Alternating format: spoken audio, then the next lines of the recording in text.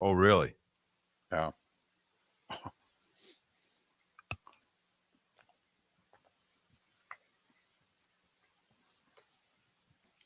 mean, it's close. It's like 100 votes, but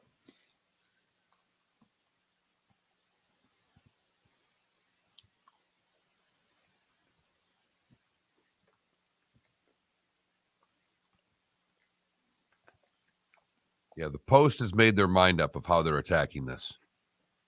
They want the guy that's in office here in Florida badly. Yeah. And if the party was smart.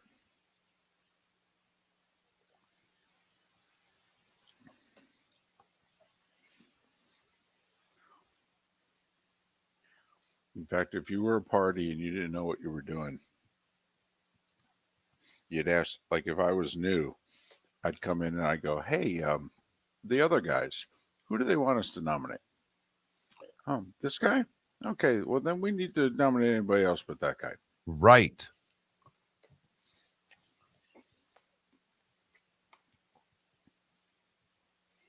But he's got to run. Well, yeah.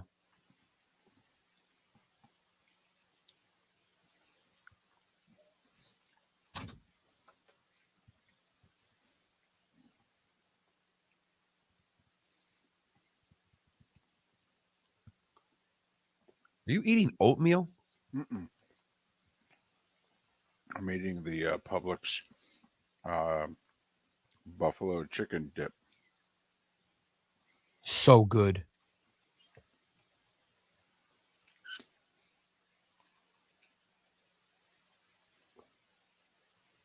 Mark, oatmeal gives off a whiff of being good for you. It just looked like a sloppy mess, and it was 6 o'clock in the morning, so I wasn't thinking buffalo chicken dip at 6 a.m. And most people wouldn't.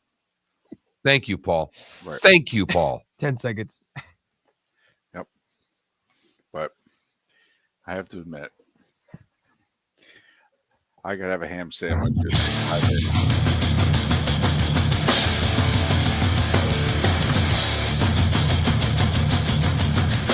You are listening to Miller and Moulton, exclusively on the Florida Sports Network. And now, here's Mark Miller and David Moulton. Top of the morning to you. How's your week going? Let's knock on wood, cross our fingers, and hope that this time we all miss the storm. How the heck are you? Miller and Moulton, the Florida Sports Network, floridasportsnetwork.com. Thanks so much for being with us on the second Thursday of November. What are we, about 10 days away from the World Cup getting underway? Something like that. How are you, Mark? I'm doing very well. Prepared for another day off for my daughter. This is like growing up in Michigan during snowstorms, man. She's missing more school.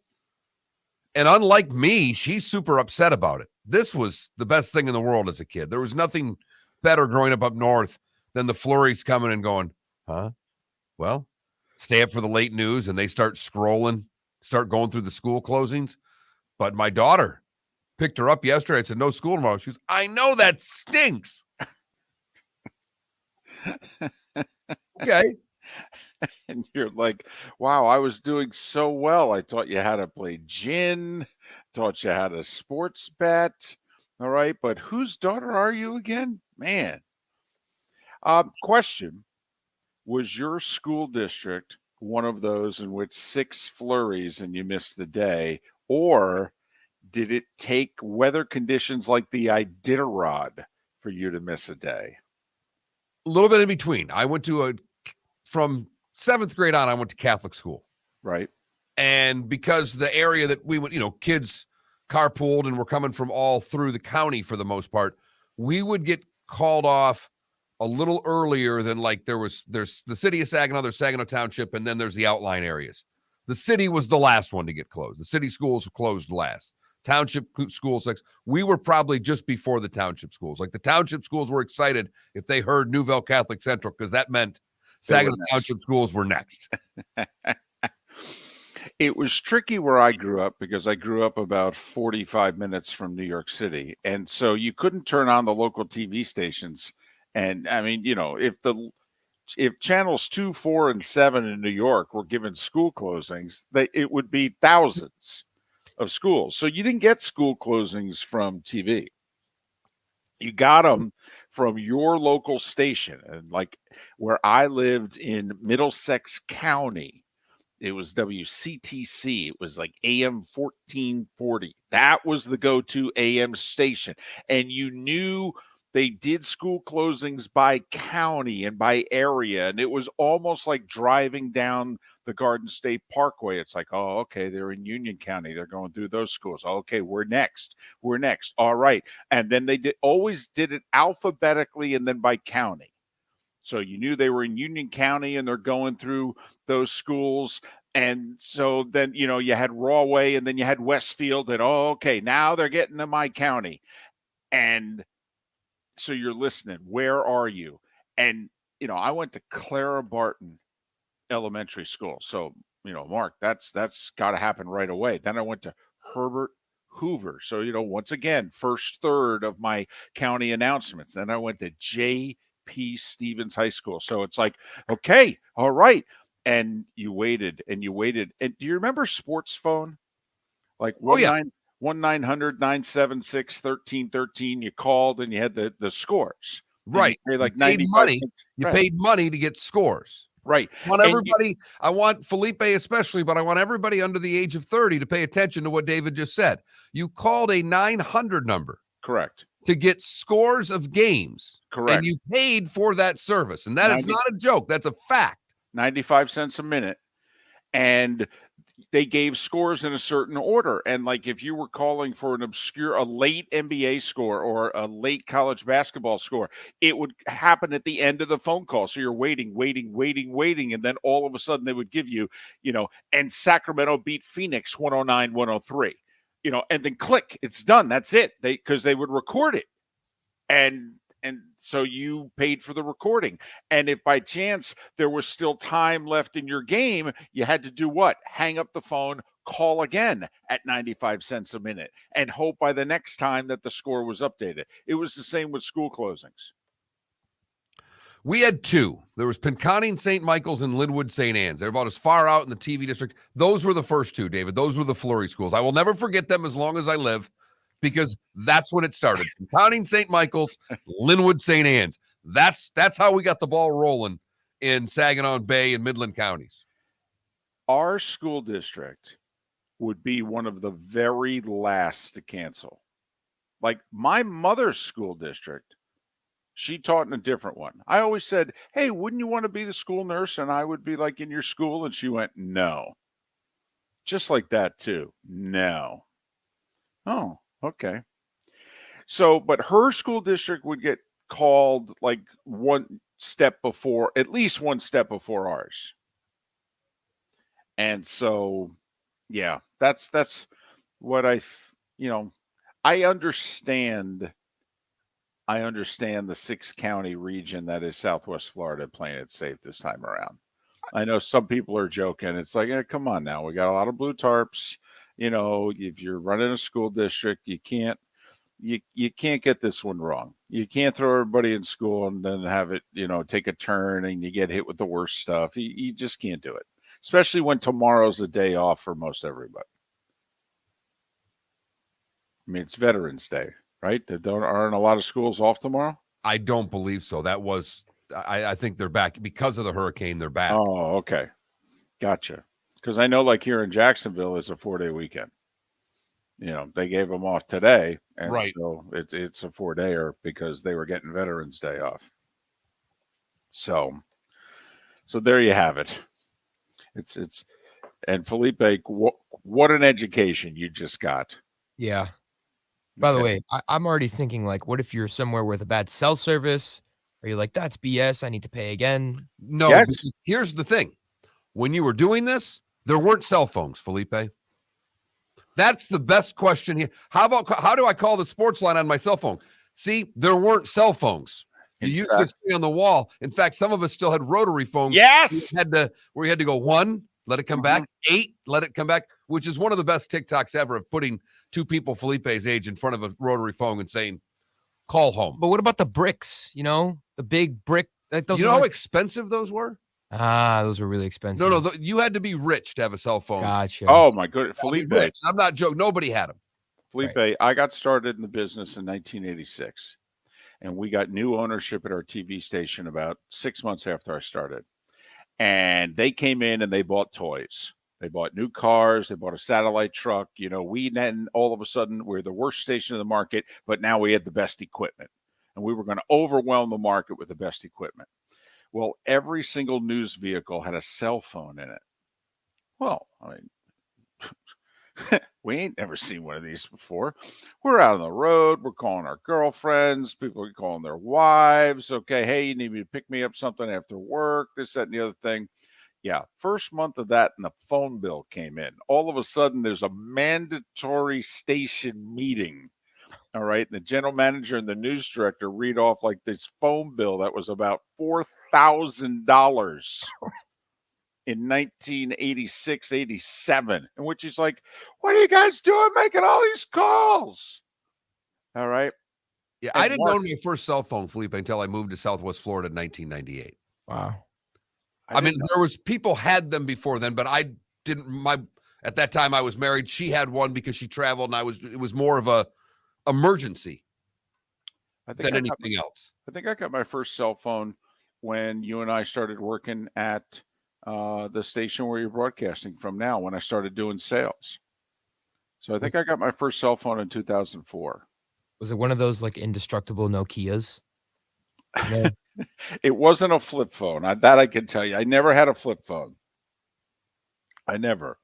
But Mark, it's funny. We had a degenerate gambler who was the sports director. And I laughed because he used to take a station vehicle home and have dinner with the wife and the kids, and then he would drive it back. Well, I knew he was calling one night. And so our news director, who was not a pleasant person, he gets up and he finally goes, and what's this 1-900 number? And I'm like in the back, like this, trying not to laugh because I'll out my boss if I laugh.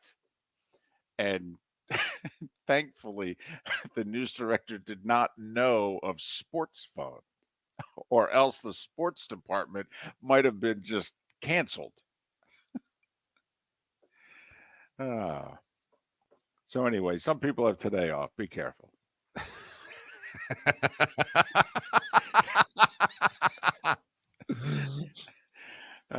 There may be, less school buses, but more people, if you know what I mean. Just be careful. And a little bit of rain out there, so Right. it's a little sloppy. So take your time this morning, because Windy. someone doesn't know how to drive as well as you, or someone knows how to drive a lot better than you. But one case or the other, the roads will be a little slippery this morning. Right. There could actually be some legitimate drifting in the lanes today. All right. People actually paying attention and not on their phone, who are getting moved a little bit into your lane. So just, be understanding, at least on your way to work. Miller and Moulton on this Thursday. And Mark, would it be a little too nooks and crannies if the poll question was, whose schedule is worse, Thursday night football or Monday night football? That's right. We've got the Carolina Panthers and the Atlanta Falcons tonight, folks. We'll break it down, unlike any other show, by not breaking it down. Right. We'll just channel our inner sports phone. We'll give you the spread and the over-under. Find your rotary phone and start making the calls between 8:15 and 11:30. And I usually know who the Thursday night game is, and for whatever reason, I didn't pay any attention this week. And I got up this morning, and I'm doing my thing, and I get the coffee made and going around the house. I'm like, ooh, finally, all showered. I'm usually set by about 5 o'clock, 5 after 5, where I've got good 25 minutes at home to have a cup of coffee and kind of peruse everything. Right. And I go to the Score app, and they always have the game. It's the ad that they show. Uh-huh. And I just sat there with my mouth agape and went, Panthers and Falcons? We're stuck with this? Oh, man. I can only imagine how Al Michaels' coffee is tasting these days. Yep. That's what we've got. One team is actually tied for first in the NFC South, and they're not 500. But they could be if they win tonight. Woohoo! That's what's on the line. And just think, the other team with a win, if things break right, could only be a game out of first. Miller and Moulton, we've got a great show lined up for you. We'll tell you about it on the other side, right here on the Florida Sports Network. Excuse me. Hey, the line starts back here. Ma'am, if your party's not here, you're going to have to go around again. If you had the opportunity to avoid all this, wouldn't you? Salt Live is the official transportation provider of the Miller and Moulton Morning Show, making your trip to and from the airport seamless and stress-free. Salt Live is supported with the help of local partners like the Bayfront Inn. Gather your family and friends and enjoy a leisurely day on the water with a pontoon or deck boat. If you prefer to explore the waterways without a motor, the Bayfront has canoes, standboards, and kayaks. At the end of your journey, enjoy lunch or dinner at the Bamboo Tropical Bar and Grill. The Bayfront Inn, something for everyone on 5th Avenue in downtown Naples. BayfrontInNaples.com. When you need a ride, book with Salt Live Transportation, 308-8686, or book on saltlivetransportation.com. Mark Miller for SWFL Golf Carts, or online, flgolfcarts.com. If you're looking for a golf cart, an e-bike, or an e-motorcycle, go visit Alex and the gang at SWFL Golf Carts. flgolfcarts.com online. Check out their whole inventory. If you're looking for a custom cart, they can take care of you. 2-seater, 4-seater, 6-seater, they've got you covered. E-bikes, nobody better for value and service. E-motorcycles, check them out. Again, flgolfcarts.com. flgolfcarts.com. David Moulton for Napa Auto Parts, and Napa Filters. Insist on Napa filters for your vehicles, or if you're a do-it-yourselfer, only buy Napa filters. Napa has a filter for almost anything on earth that moves, whether it's motorcycles, foreign and domestic cars, vans, SUVs, earth-moving equipment. You get the idea. Napa Auto Parts, Napa filters. Insist on them for your vehicles, or if you're do-it-yourselfer, only buy Napa filters. You were listening to Miller and Moulton on the Florida Sports Network.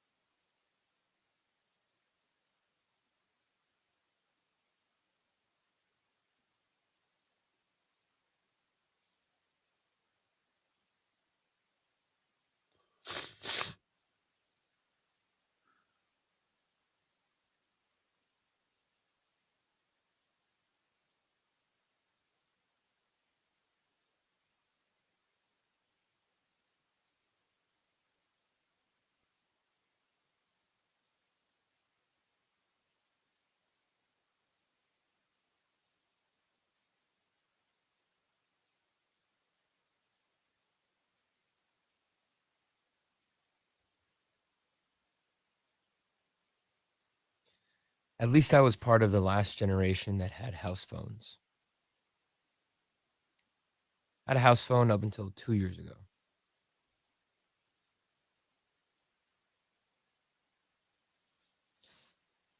I haven't had a house phone since I was before I was divorced. Mm.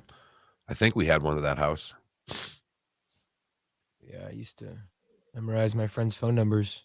I had everybody's phone number remembered. I'd tell you what you had to do. Yeah. I remembered them with athletes' names. That's how we used to remember it. Oh, really? Yeah. Damn. You know, I forgot who our 79 go-to was, but that 79 was the first two numbers in most of my, 799 or 793. So it was, sometimes if it was 799, it would be Elway Gretzky. Yeah.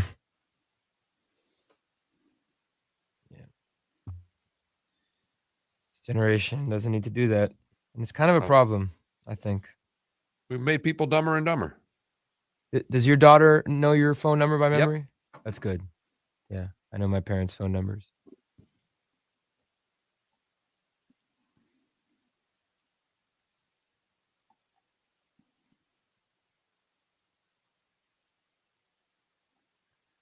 You going with cold pizza next, David? I wish. Maybe after the show. A cold slice of thin pizza.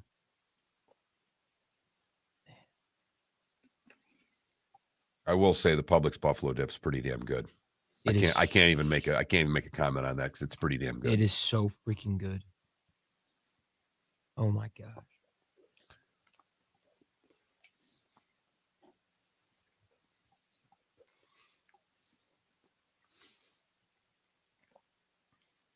We could do something about best non-breakfast breakfast food. Pizza would win. Yeah, it would. I was thinking the same thing, David. I'm like, what do you put up against pizza that could actually have a shot? A sandwich? Yeah, like a sub. I don't think anything beats it. Just trying to think of a good second. When have you had because you grab a piece of pizza and eat it for breakfast. I don't know anybody that grabs a sub, and says, oh, there's nothing around the house. Let me grab a sub. Here's the thing. There's also breakfast subs. Well, I understand you, but that's breakfast. Right. Which non-breakfast was part of the question. Like, I'll eat a sandwich. I'll eat lunch meat. I have no problem. I've sat here and eat turkey and cheese by the slice in front of you guys. I have no problem doing that. Really? Oh, me too. Here we go.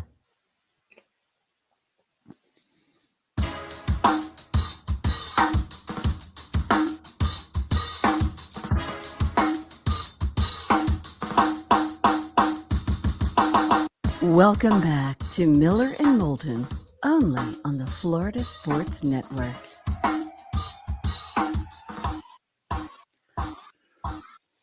"21 minutes past the hour, top of the morning to you. Miller and Moulton, Florida Sports Network, floridasportsnetwork.com. Great show lined up for you today, if we do say so ourselves. We've got football and football. All right? Yeah. That's where we're going. Little Matt Cannata, little Roy Cummings, little Dr. Roto. And in amongst all that, the U.S. men's national team, they selected their team, their roster, their players, and there were apparently quite a few surprises, and it's the youngest team, I think, in the tournament, certainly in their group. So we'll talk about that with an expert coming up at in our 8 o'clock hour. So we have football and football. And David, a little sad news this morning, at least it was yesterday, but I saw it first thing this morning. And, we run our ad, we do our Clutch Vodka play of the day, and we kind of stole that from the CNN Sports Tonight show. And the second half of the main anchors on that show, Fred Hickman, passed away last night. And I thought that was just some, for you and I, David, who that show was bigger than ESPN. For a time. I think Dan Patrick and Keith Olbermann in the 93, 94 era started to take over from Sports Tonight, but Sports Tonight was 30 minutes. Sports Center was an hour, and for some of us, the 30-minute was a better fit. It's kind of like, I don't have an hour, so I'll go with these guys. So I'm with you. In fact, it was kind of like Coke and Pepsi. So which did you prefer? Did you prefer, Fred and Nick, or did you prefer Dan and Keith? And I think Dan and Keith ended up winning out. But for a period of time there, Fred Hickman and Nick Charles were as good as it gets doing what they did when those shows were far more important than they are now. Mark, I would argue in the first, because CNN, I believe, debuted, I think it was June 1st of 80. And I would argue until we invaded Iraq and they were there, so we actually had a war televised in January of 91. It's like, I'll be damned, we're invading a country. How do you know? Turn on CNN. They're there. But until then, I would argue, Mark, that in the 80s, that CNN only had two shows that people even remotely turned on. Crossfire, which what a trendsetter show that turned out to be, because just that in the real world on MTV, the impact that those two shows had on television is staggering. And then Sports Tonight. It was the only, and both shows were 30 minutes. DC saying Larry King. Okay, I'll give you Larry King at 9. He started to get some, decent guests in the late 80s. And okay. So you had Crossfire, which was 7:30 to 8. If Larry King had a good guest, it would be kind of like finding out who's Johnny got on tonight. And you hear the guest list and you go, I'll stay up for the Tonight Show. So okay. Give you a little Larry King action. It's still in the 80s. And then Sports Tonight. Absolutely. And then they were at 11:30 for a while and they moved up to 11. Which was even better. It was perfect. Because you could watch that going into Carson. Yes. Because you had to make a choice when it was 11:30. Do I, sometimes I'd watch the monologue and flip over for the second half. But I just thought that was a little sad this morning, seeing that. Sudden, too. No cause of death was released, but for those that were in touch with Fred, that this apparently was very sudden. And I believe it was Orlando, but one person described him living in his, quote, Central Florida home, unquote. But he was working with a lot of athletes, ex-athletes, in which he was helping train the next generation of broadcaster. So I wonder, I got to figure Dan Patrick will talk about it a little bit today, because they were at CNN at the same time, even though Dan Patrick was not an anchor really at CNN. He was a reporter at CNN. He didn't become really an anchor till he went to ESPN.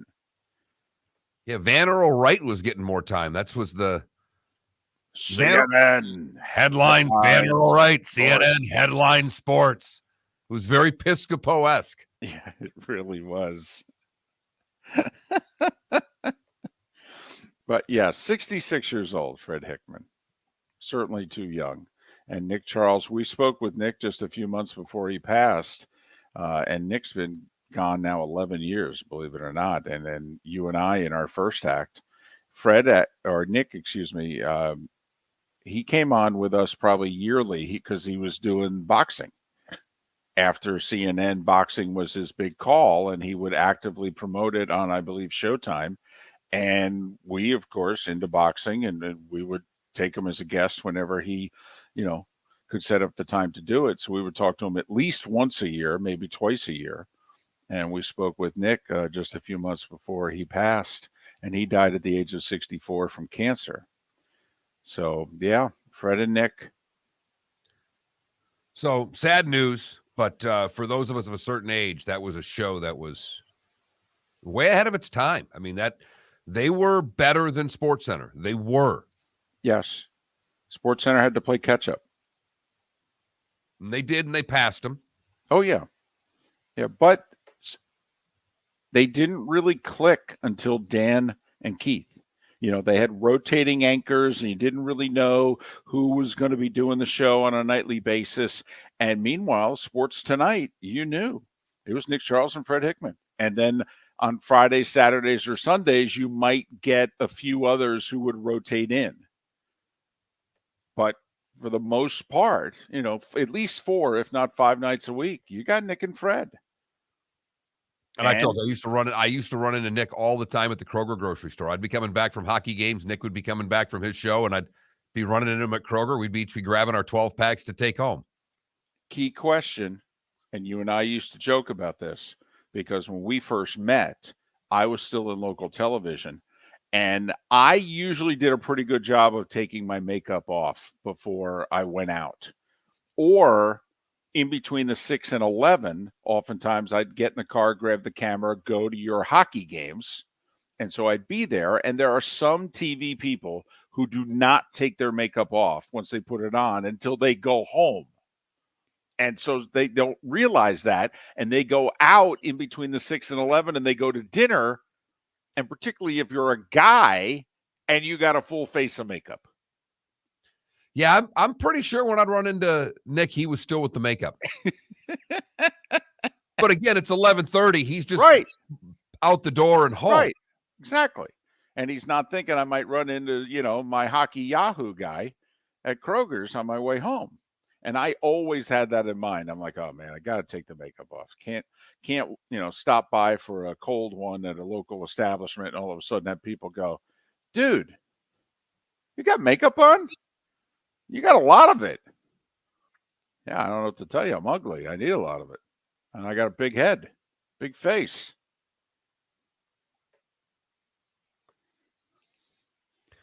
Miller and Moulton.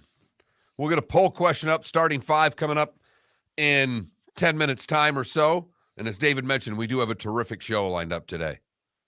Matt Cannata, Roy Cummings, Glenn Davis, Dr. Roto. So start thinking of your fantasy questions now. Yeah. Get you ready for finally the big bye week is over. A little easier sledding in the fantasy world than there was a week ago. And we'll talk about that with Dr. Roto in the 8 o'clock hour. And also, we'll talk about a favorite subject of Mark's in which he's winning. It's slow, it's steady, but the success I'm having with the NFL trade deadline, Mark is having with another topic, and we will bring it up coming up in 30 minutes here on Miller and Moulton.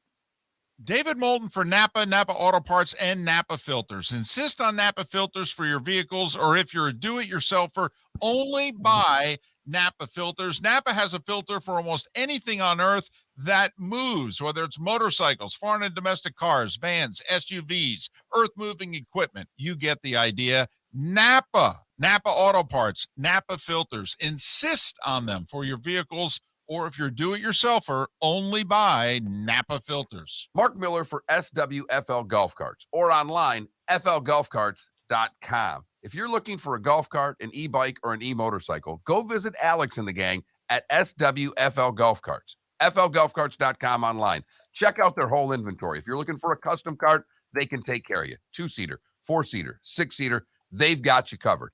E-bikes, nobody better for value and service. E-motorcycles, check them out. Again, flgolfcarts.com. flgolfcarts.com. Ladies and gentlemen, once again. Yeah. Hi. Excuse me. Hey, the line starts back here. Ma'am, if your party's not here, you're going to have to go around and get it. If you had the opportunity to avoid all this, wouldn't you? Salt Live is the official transportation provider of the Miller and Moulton Morning Show, making your trip to and from the airport seamless and stress-free. Salt Live is supported with the help of local partners like the Bayfront Inn.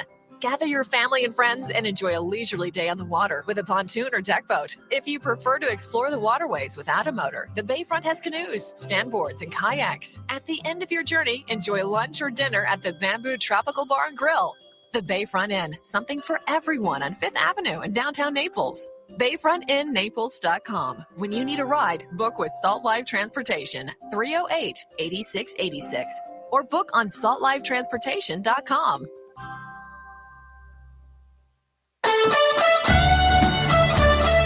You were listening to Miller and Moulton on the Florida Sports Network.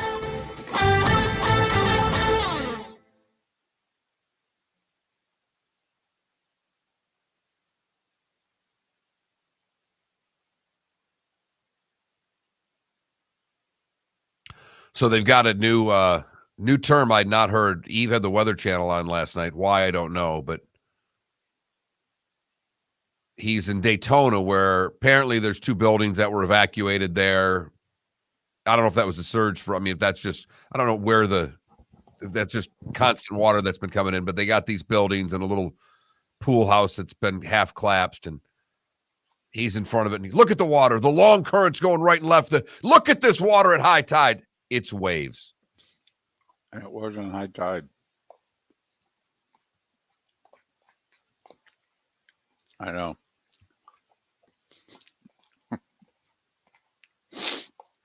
It's Well, Adam, yeah, he lost it, but I don't think he paid any money to get into it. All he got into that for doing commercials. So yeah, unless he put a bunch of his own money behind it, that money was all he took that money, and she took that money for doing spots, the way I read it.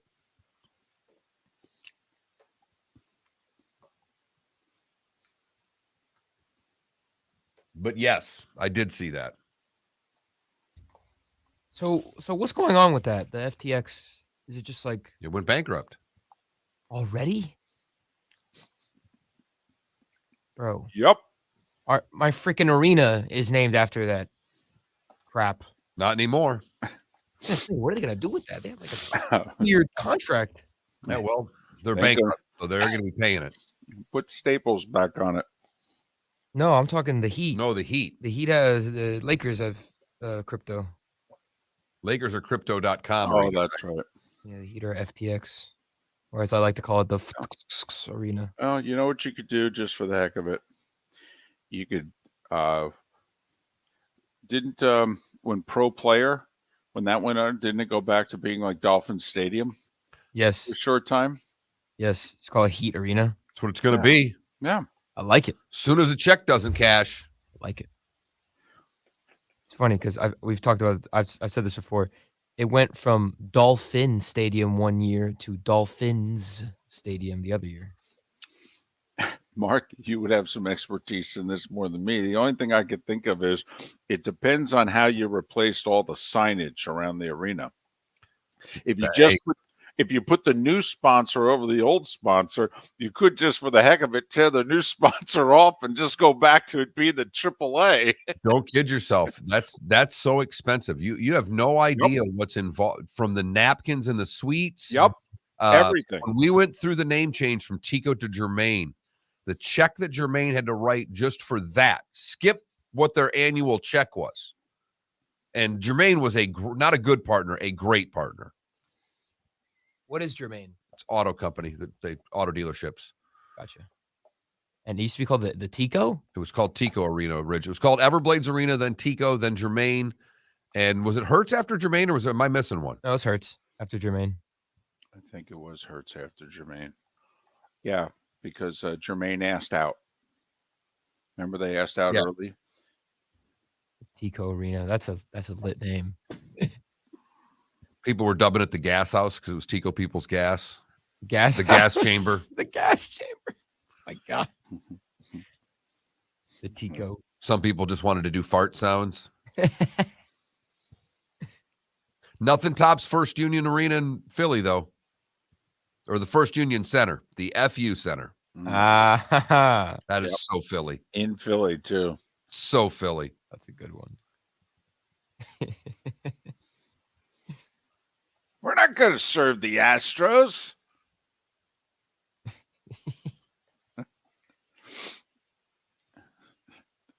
What a time when the Phillies were up in the World Series. Yeah, I'm going to start charging interest. Because I don't want to Venmo you because you'll just send No, me I want $10 cash. Exactly. You made a cash. bet with me. Yes, I know. I need to go to the ATM. I know. You don't have it on you? I don't have He any hasn't had it cash. on him. I don't It's have been any a cash week. He on hasn't me. paid me. I have no cash on me right now. I'm sorry. I know. Yes, disappointment sigh. We're coming back. Yeah, whatever.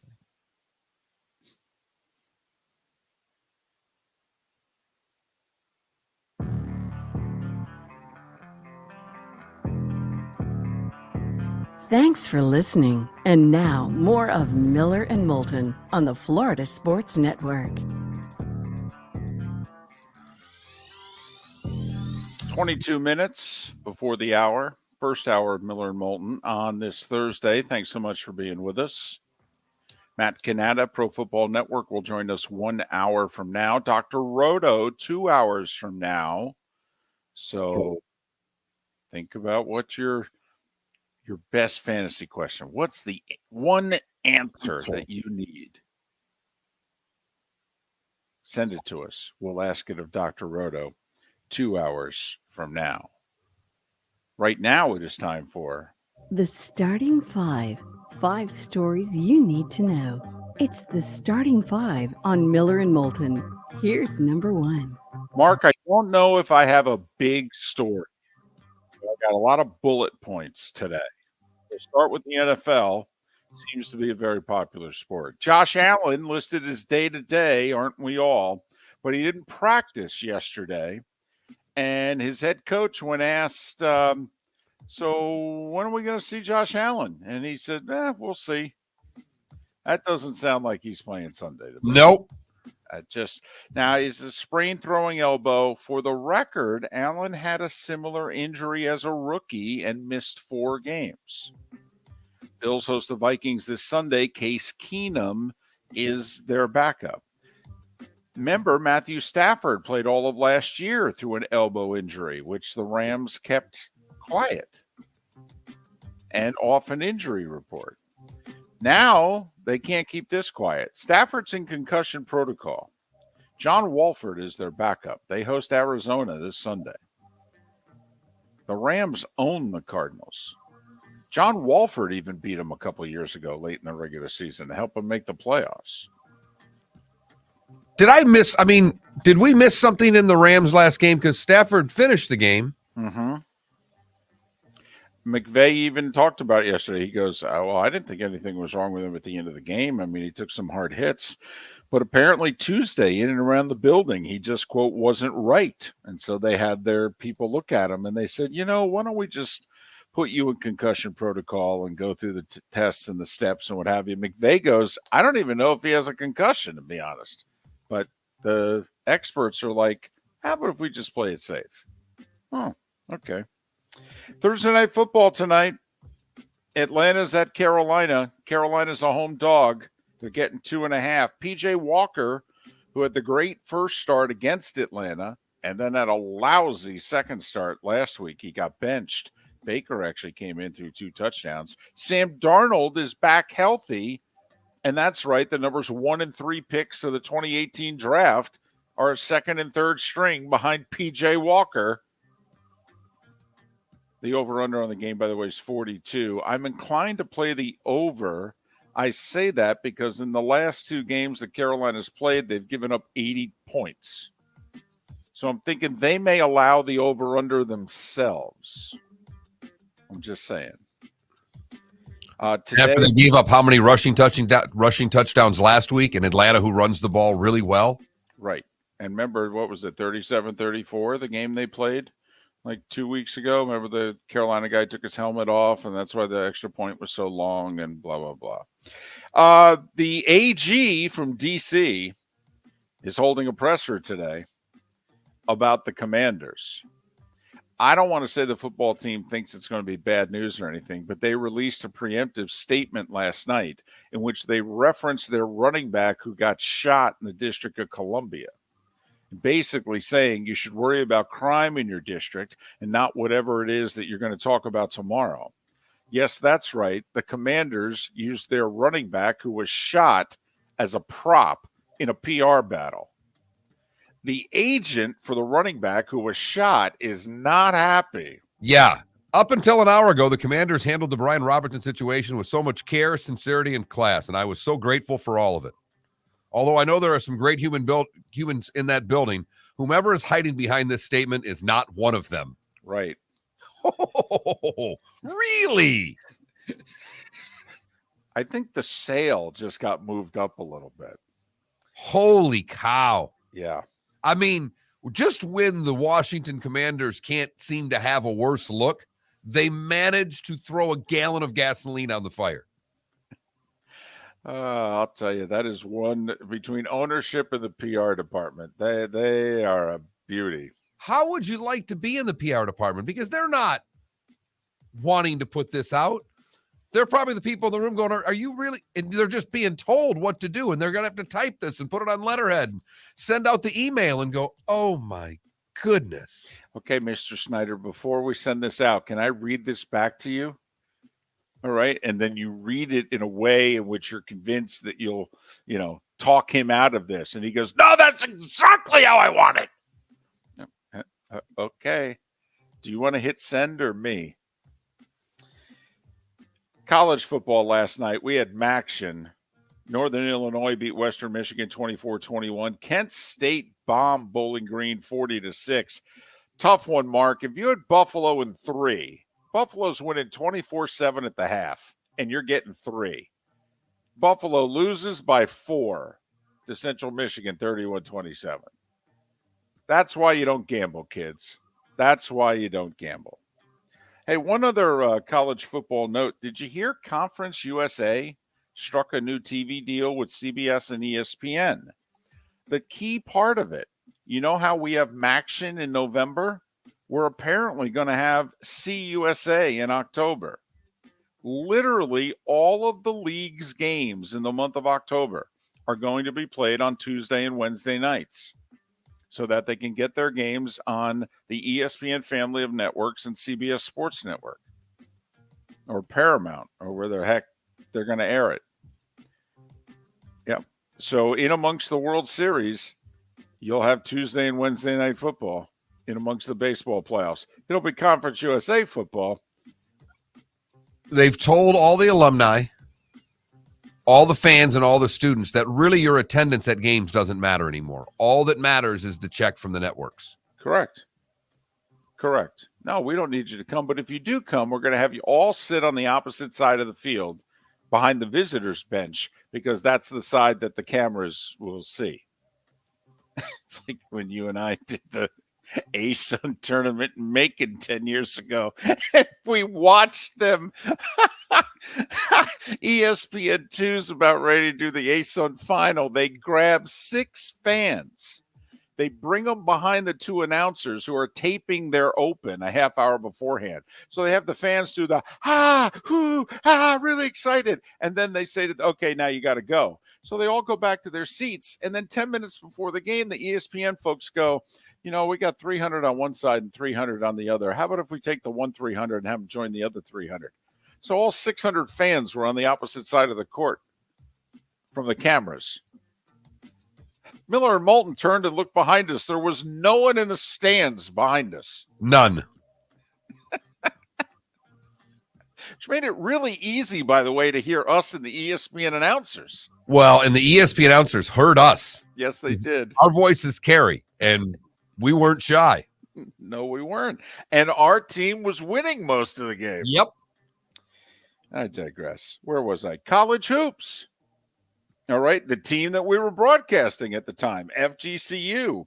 Good one last night in San Diego. They did lose, and they fouled with 2 seconds to go, down 4. The spread was 4.5. San Diego kid makes both free throws to cover. That's a bad beat right there. That is a bad beat. 79-73, Steve Lavin in San Diego hands FGCU their first loss. So FGCU came out of the West Coast trip 1-1. We all expected them to beat USC and lose to San Diego, right? It's not San Diego State, San Diego. FAMU lost to Portland, 91-54. A couple of other college hoop games that are interesting. Bellarmine beat Louisville 67-66. They were down 10 with 4 minutes to go in that game and came back and won, David. I think Louisville was down 10, I thought. But it's possible because Bellarmine was up pretty big early in that game. And South Dakota State went to Boise and beat the Broncos 68-66. And while I move on, you tell me if I'm right or wrong. Major League Baseball, general managers meetings in Vegas. Astros GM James Click is still without a contract, has been since Halloween. When asked, is he going to remain the general manager? He's like, I don't know. We're working on it. Phillies are going to examine Bryce Harper's right elbow on Monday. He may need Tommy John surgery. And the Braves traded Jake Odorizzi to Texas. And they got back a former first-round pick in Colby Allard, a lefty pitcher. Free agency begins at 5 o'clock today. NBA. This made no sense. Somebody explained to me how Orlando at 2-9 could beat Dallas after they lose at home to Houston and then 48 hours later beat Dallas. They did hold Luka to under 30, first team to do that this year. He had 24. Orlando won 94-87. The Jazz beat Atlanta. They're 10-3. Boston, Tatum and Brown both scored 30. Tatum at 31, actually. In the win, the Celtics are 8-3. They beat Detroit by 16. Brooklyn beat the Knicks by 27, and they made Jacques Vaughn their new head coach on a full-time basis. Milwaukee's 10-1. They beat OKC in overtime. The Grizz are 8-4. They beat San Antonio in overtime. Portland's 8-3. They beat Charlotte by 10. Michael Jordan's team's 3-9, tied for the worst record in the East. That was not supposed to happen. They were not supposed to be bad this year. Denver's 8-3. They beat Indiana by 3. Toronto got 32 from Van Fleet in a 7-point win over Houston. New Orleans had Chicago by 4. Phoenix by 12 over Minnesota. Mark, did you see the sequence in the Phoenix-Minnesota game? The player for Minnesota forgot to check in. Was it D'Angelo Russell? Yeah, D'Angelo Russell. Yeah, they played 4v5 for about 20 seconds. He's waiting at the scorer's table, Mark. T-Wolf hits the free throw. He doesn't check into the game. So the Suns inbound the ball, bring it up court, play 5-on-4, miss. If the T-Wolves had 5 guys, they might have gotten the rebound. But instead, the Suns grabbed it, passed it around, hit a wide-open 3. T-Wolves are dribbling down the court, looking at him, looking the coach like, we're going to get a little help here? And then Russell comes into the game. Where are we going here? Sacramento handed the Cavs their second loss in a row by 7. And the Clippers beat the Lakers by 13. LeBron left mid-fourth quarter with a groin injury that bears watching. Remember, 3 years ago he had a groin injury. He missed like 20 games. NHL, Spencer Knight, 40 saves for the Panthers, Mark. 3-0 shutout of Carolina. Penguins snapped their 7-game skid, but they lose 2 more defensemen to injuries in a 4-1 win over Washington. Montreal beat Vancouver 5-2, and the Wild scored 3 in the third to beat Anaheim 4-1. That scary incident in the Lightning Oilers game 2 nights ago when Evander Kane had his wrist skated over inadvertently by Pat Maroon, he's going to miss 3 to 4 months with that injury. Fred Hickman passed away suddenly yesterday in Central Florida. The legendary CNN broadcaster was 66. And the U.S. men's national team, Mark, announced their roster for the World Cup, which begins a week from Monday. And Zach Steffen had been like their go-to goalie for most of World Cup qualifying, played like 8 matches. He got left off the team by Greg Berhalter, the manager, who had Steffen when they coached together and played together in the MLS. So anyway, they also chose a striker, Mark, who hadn't even played for them in 2 years. But apparently they think he matches up well with their first 2 opponents, Wales and England. So anyway, we'll see if it works out. And Tiger's going to play in the Hero Challenge, his golf tournament, which is the first weekend in December. He announced that yesterday. Tiger has not played since the Open Championship. And that, Mark, was... That was the starting 5 every weekday morning at this time on Miller and Moulton. You were right on Louisville and Bellarmine. I read the tweet. I will still say that it says that the tweet was written incorrectly, that I caught this morning that described that. But neither way, big win for Bellarmine, an A-Sun team who should have been in the tournament last year, but due to those silly, quirky rules that you've got to sit out so many years when you go from D2 to D1, they were ineligible for the tournament a year ago. And they're still ineligible this year, too. It's ridiculous. I mean, think about it. You make the jump from D2 to D1. If you're good enough to win and qualify for the NCAA tournament, you should be rewarded for it. Not penalized. Like some team that's jumping in the A-Sun is going to be so stacked, they're going to make a deep tournament run and really take out Kentucky or something along those lines. I mean, it is absolutely ridiculous that this rule is in effect. Makes no sense. But Bellarmine is based in Louisville, and their head coach was an assistant under Pitino and others at Louisville. So needless to say, that was a huge win for that school. Absolutely. Always like to see that. That's I don't know if was that a guarantee. They probably didn't get paid that much for that one, but they might have got paid a little just for the bus trip over. Miller and Moulton. Matt Cannata coming up in about 40 minutes right here on the Florida Sports Network.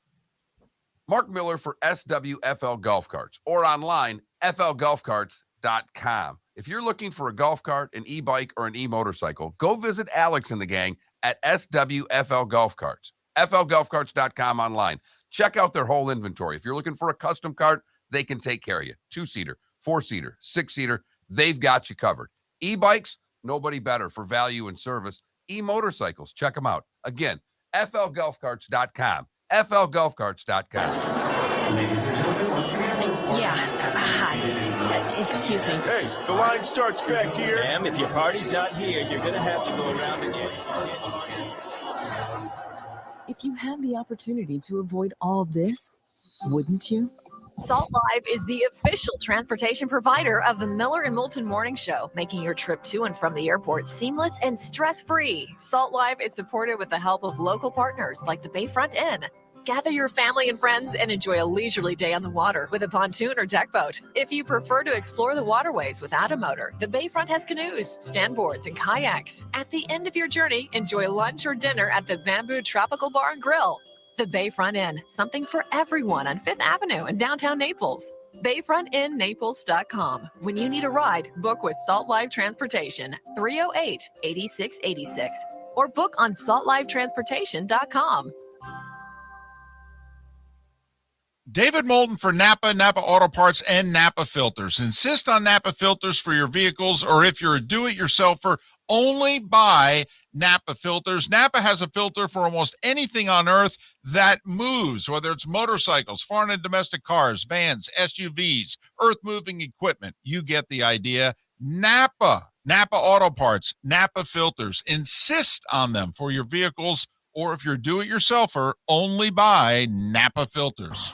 Don't miss the Miami Dolphins watch party every Sunday at the Seaside Bar and Grill in Bonita Springs, presented by Clutch Vodka. The Seaside will be serving Clutch Vodka drinks, including the awesome Bloody Mary bar at the Seaside. If you can't be at Hard Rock Stadium, come have fun at the best place in town to watch the Dolphins and enjoy the best, clean, crisp, smoothest vodka. That's Clutch with a K. Miami Dolphins parties every week at the Seaside Bar and Grill on Old 41 in Bonita Springs, powered by Clutch Vodka. Mark Miller for SWFL Golf Carts or online flgolfcarts.com. If you're looking for a golf cart, an e-bike, or an e-motorcycle, go visit Alex and the gang at SWFL Golf Carts. flgolfcarts.com online. Check out their whole inventory. If you're looking for a custom cart, they can take care of you. 2-seater, 4-seater, 6-seater, they've got you covered. E-bikes, nobody better for value and service.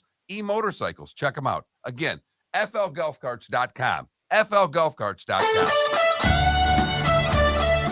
We're listening to Miller and Moulton on the Florida Sports Network.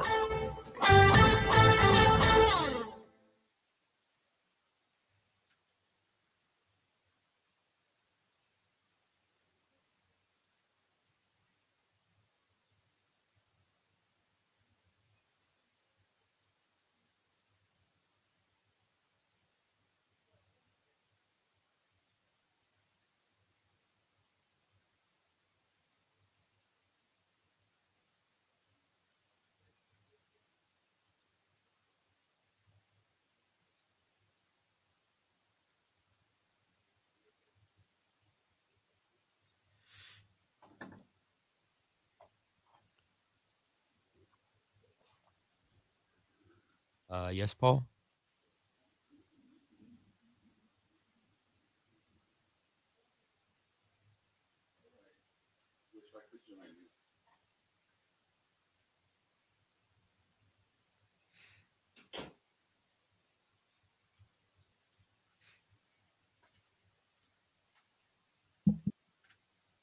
Oh my. Password? I have no idea. Do you know what the internet password is in here? No. I'll get it next break, okay? Maybe. You'll get what? The Wi-Fi password. Wi-Fi password for Maddie. You want me to ask Raj? That's what I'll ask. Yeah.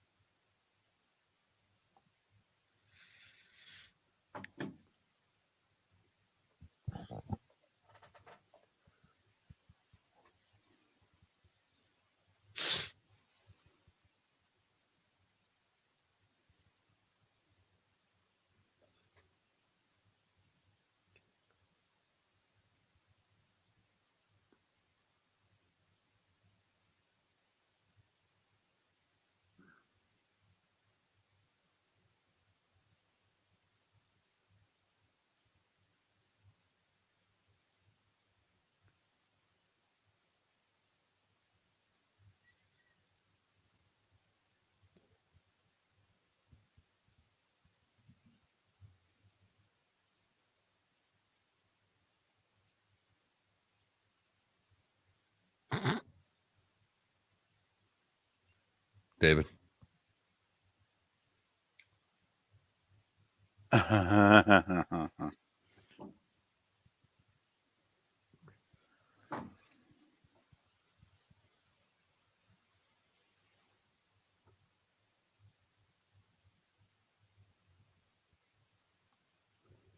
the way, the radar app that I use, they made it where the hurricane tracker option is now an option that you have to pay a monthly subscription for. What app is that? Like, it's just called My Radar. Gotcha. Before there was like a hurricane tracker option. Now you have to pay for it. You know, capitalism. Profiting off of disasters.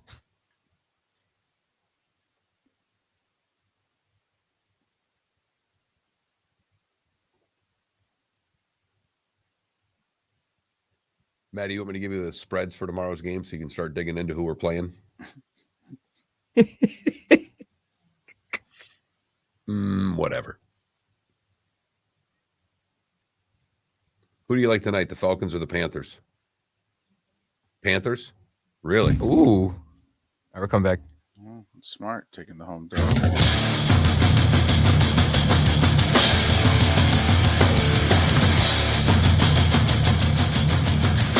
You are listening to Miller and Moulton, exclusively on the Florida Sports Network. And now, here's Mark Miller and David Moulton. Hour number 2 of Miller and Moulton on this Thursday. Thanks so much for joining us. Miller and Moulton, the Florida Sports Network, floridasportsnetwork.com. Matt Cannata, Pro Football Network, in about 35 minutes' time. Dr. Roto in an hour and a half to answer your fantasy questions. So get them ready. And then, in the 8 o'clock hour, whether it be via the text line or in the Twitch chat room, send us your questions for Dr. Roto. And that text number is 21,000. If you've never texted the show before, FSN radio is the keyword you need to use once, but 21,000. That is the number if you want to ask your questions of Dr. Roto or anything else you want to comment about on the show.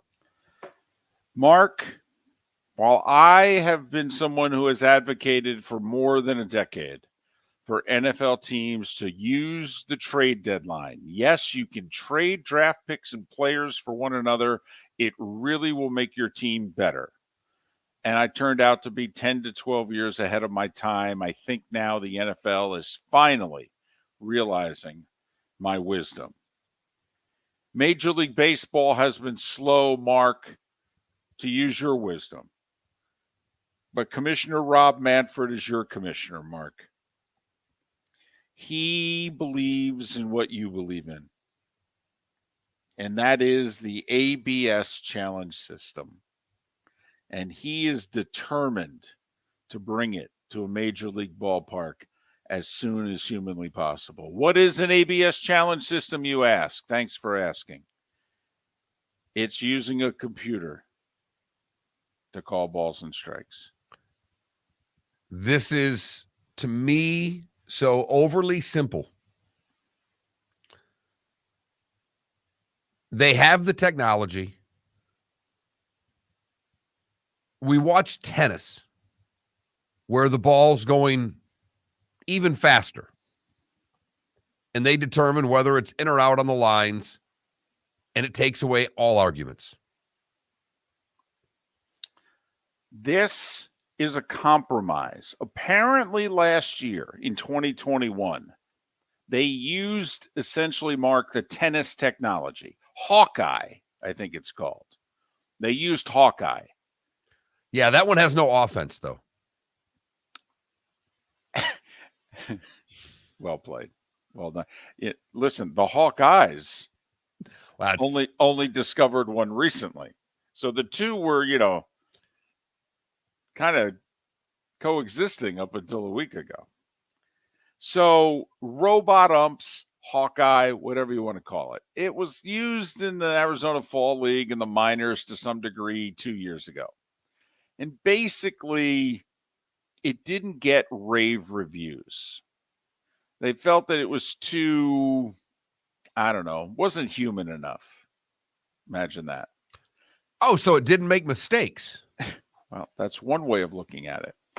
But here's what they did instead. They said, all right, let's put the umpire behind the plate, and they call the game normally. Like they do in football. See, they keep the officials. They call the game normally. And then when you disagree with a call, what do, Mark? You challenge it. And like tennis, which gives you 3 challenges a set, how many challenges does each baseball team get per game? 3. And like tennis, if you get your challenge right, you keep it. So you still have 3. And pitchers can call it. Hitters can call it. That's right. The offense can challenge and the defense can challenge. So far, Mark, because they did it again in the Arizona Fall League, and they did it again throughout single A and triple A baseball this past year. This year in particular, Mark, the challenges, the rate was close to 50% correct. Like hitters, when they challenged calls in triple A this year, apparently were right 48% of the time. Like when they said, oh, come on, that's a ball. And they challenged it. 48% of the time they were right. Okay. Pitchers were like somewhere between 43 and 45%. And apparently there was about 4.4 challenges per game. So like each side would challenge 2 calls a game. And they would get, basically on average, they would get 1 right each. 2 out of 4.4 is basically what, it came down to. So, and most people, Mark, in minor league baseball, when asked, were like, I kind of like it. The compromise works. Just the robot and the beep, beep, that didn't really work. There were still kind of like, remember the early days of tennis technology? McEnroe was arguing with Cyclops. He'd walk to the chair umpire and go, I don't know what to tell you. The machine was wrong. And the umpire would look at him and go, well, what do you want me to do? You wanted us out of the game. Now we got the machine. If the machine's wrong, you're stuck. So Manfred came out recently and said, I can't get it into the major leagues in 2023 because the union basically blocked it in negotiations. But give me a year.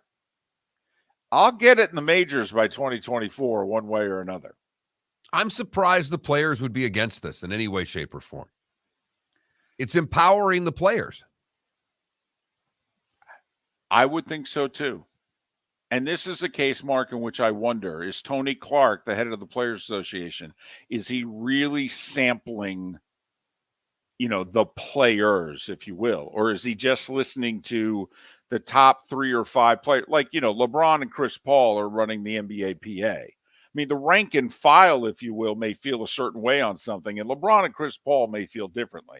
Well, which side is the NBA PA going to advocate? I'm with you. You would think if they surveyed the nearly 800 Major League Baseball players, they'd be in favor. I mean, just survey them after a Hernandez umpired game, and you would get this put in immediately. Think about how long, by the way, an Angel Hernandez umpired game could be. Right, because it's not just 3 challenges per side. Every time you get one right, you get to keep that challenge. Exactly. So it's damn near unlimited. I mean, basically.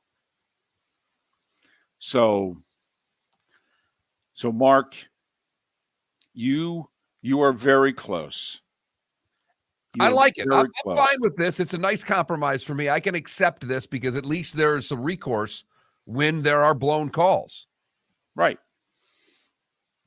And, the home plate umpire, I guess it's like being a fielder and committing an error, right? It's kind of a bummer for a split second. I called it a strike. They challenged. It turns out to be a ball. Damn. Sorry about that. But it does go back to, by the way, Game 2 of the World Series. I forget the umpire's name. He apparently recorded a perfect game. For all of the balls and strikes that made it into the catcher's mitt that weren't, obviously hit into play or fouled out of play, he ended up having to call like nearly 130 pitches that hit the catcher's gloves. And he was 126 for 126. They say that no one has done that in a playoff game in 17 years. The home plate umpire in Game 2 of the World Series.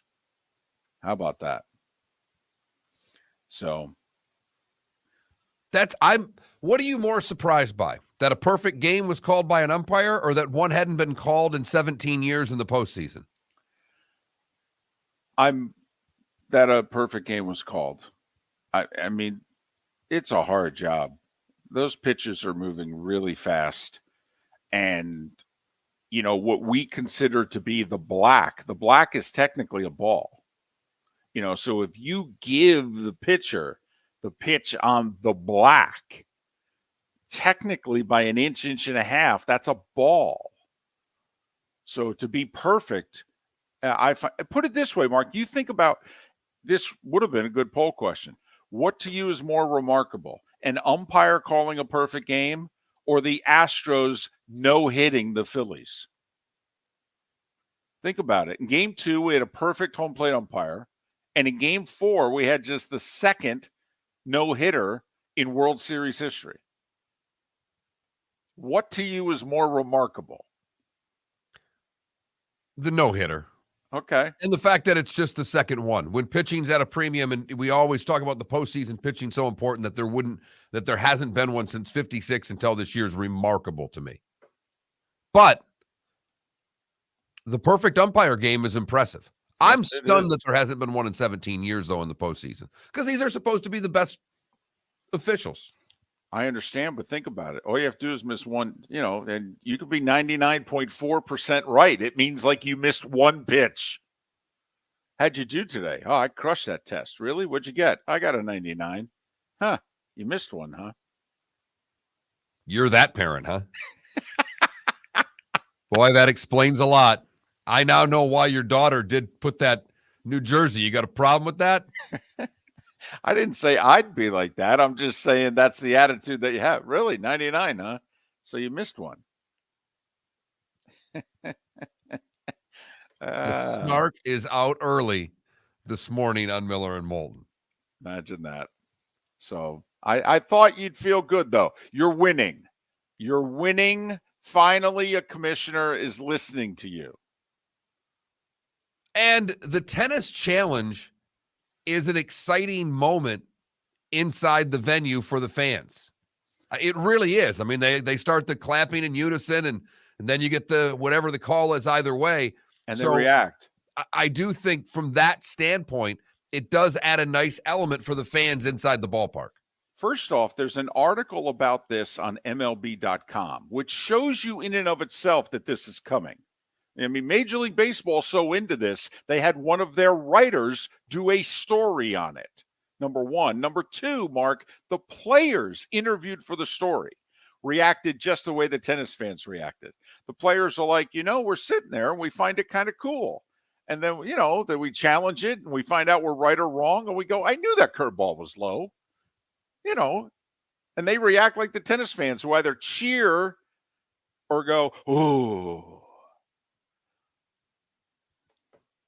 When we come back, this story has surfaced in the last 2 days. It's an old story. But my co-host has claimed that he holds a grudge as well as any human being on the planet. And I am curious as to what he thinks about this pathetic grudge that is still being held. David Moulton for Napa, Napa Auto Parts, and Napa Filters. Insist on Napa filters for your vehicles, or if you're a do-it-yourselfer, only buy Napa filters. Napa has a filter for almost anything on earth that moves, whether it's motorcycles, foreign and domestic cars, vans, SUVs, earth-moving equipment. You get the idea. Napa Auto Parts, Napa filters. Insist on them for your vehicles, or if you're a do-it-yourselfer, only buy Napa filters. Miller and Moulton here for the Clutch Vodka Play of the Day. Mark, remember Nick Charles, Fred Hickman, the CNN Play of the Day? Yeah, CNN did a nightly sports show. That was a while ago. Yes, it was. Just work with me. Everyone liked the pod, the Play of the Day. So how about we have the Clutch Vodka Play of the Day? Sounds good. Fun. Smooth. Like Clutch Vodka. Listen weekday mornings for the Clutch Vodka Play of the Day. That's Clutch with a K.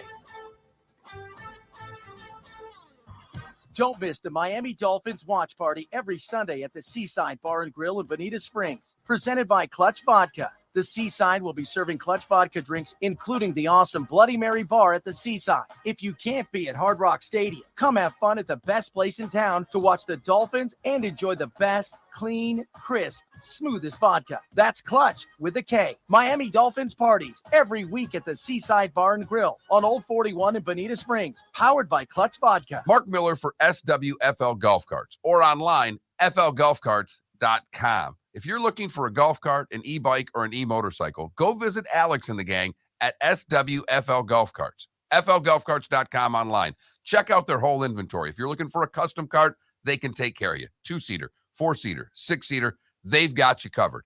E-bikes, nobody better for value and service. E-motorcycles, check them out. Again, flgolfcarts.com. flgolfcarts.com. You were listening to Miller and Moulton on the Florida Sports Network.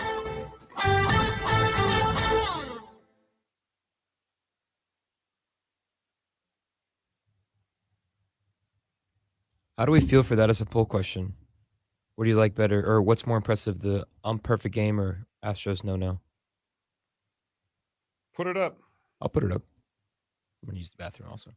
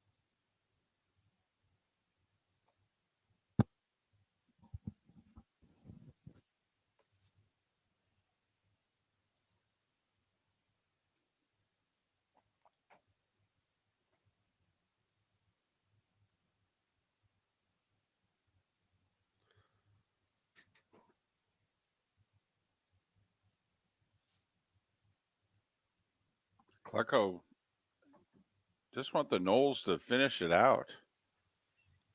Yeah, I don't care if they cover a game, win. Yeah, Syracuse, Florida. I mean, just get the W's. Post the 9-3. Go to a bowl game. Win it. I want 8-4. I want them to play UCF in the Gasparilla Bowl. What if Florida plays UCF again in a rematch? Of course, UCF's like, hey, we're going to a. Well, if they win, they go to the big bowl. But if they don't, they go to like the military bowls, like the AAC second or whatever. Right. I think you're better off just putting them in the Gasparilla and selling tickets. I think they're aiming for the Peach Bowl, but you know. Right. Yeah, Syracuse is fading, no question. Still, though, got to win. I mean, you nearly beat Clemson. They nearly beat Clemson. I mean, it should be a pretty even game.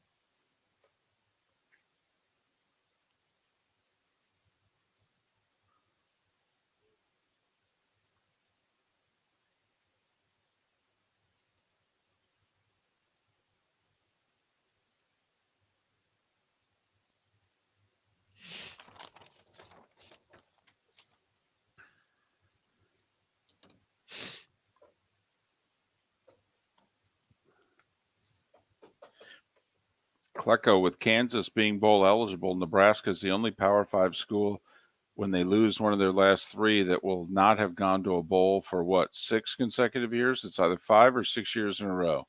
They'll be the only Power 5 school to be able to make that claim. Unbelievable.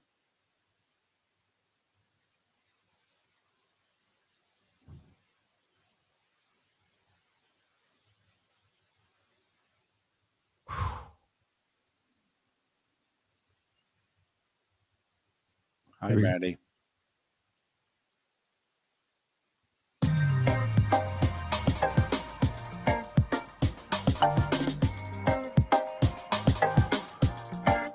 Welcome back to Miller and Moulton, only on the Florida Sports Network.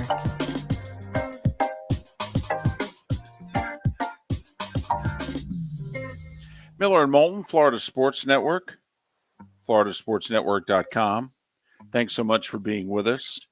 Couple of notes from if you're of a certain age. Fred Hickman died. News came out last night. He was 66, residing in Central Florida. Legendary, trailblazing sportscaster. He and, of course, Nick Charles. CNN Sports Tonight. The play of the day, which we honor in our own way here with the Clutch Vodka play of the day. Fred Hickman, Nick Charles, Vince Cellini, Jerome Jurinovich, Van Earl Wright, and they welcomed a young female sportscaster named Hannah Storm. That was pretty much the crew there during their glory days. So, and some news with the Storm, Nicole. Winds in the Tampa-St. Pete area are such that the Sunshine Skyway has been closed in both directions. Wind gusts over 50 miles an hour. They close it when it gets pretty much above 40. So the Sunshine Skyway right now is closed in both directions going to and from Tampa and St. Pete. Really wouldn't make sense to close it in one direction. Exactly. Exactly. Heading northbound, it's too windy. Southbound, give it a go. Downwind and give it a run. See if you can jump that sucker. Mark, is that like the long par 4? Well, it's into the wind. We can't play it today. No wind at our back. Let it rip. I've played golf the last 2 days with this storm coming in. And yesterday we asked ourselves why several times because everybody's prepared for a storm. I'm out playing golf in tropical storm winds going, what in the hell am I thinking? When it's breezy, swing easy. A lot easier said than done, David. A lot easier said than done. But you can hold a grudge. Mm-hmm. I'm good at it. And I am hoping that maybe, just maybe, this story would help you get rid of some grudge holding, because to me, it makes a person look pathetic, pitiful, Okay. weak. And that person's Isaiah Thomas.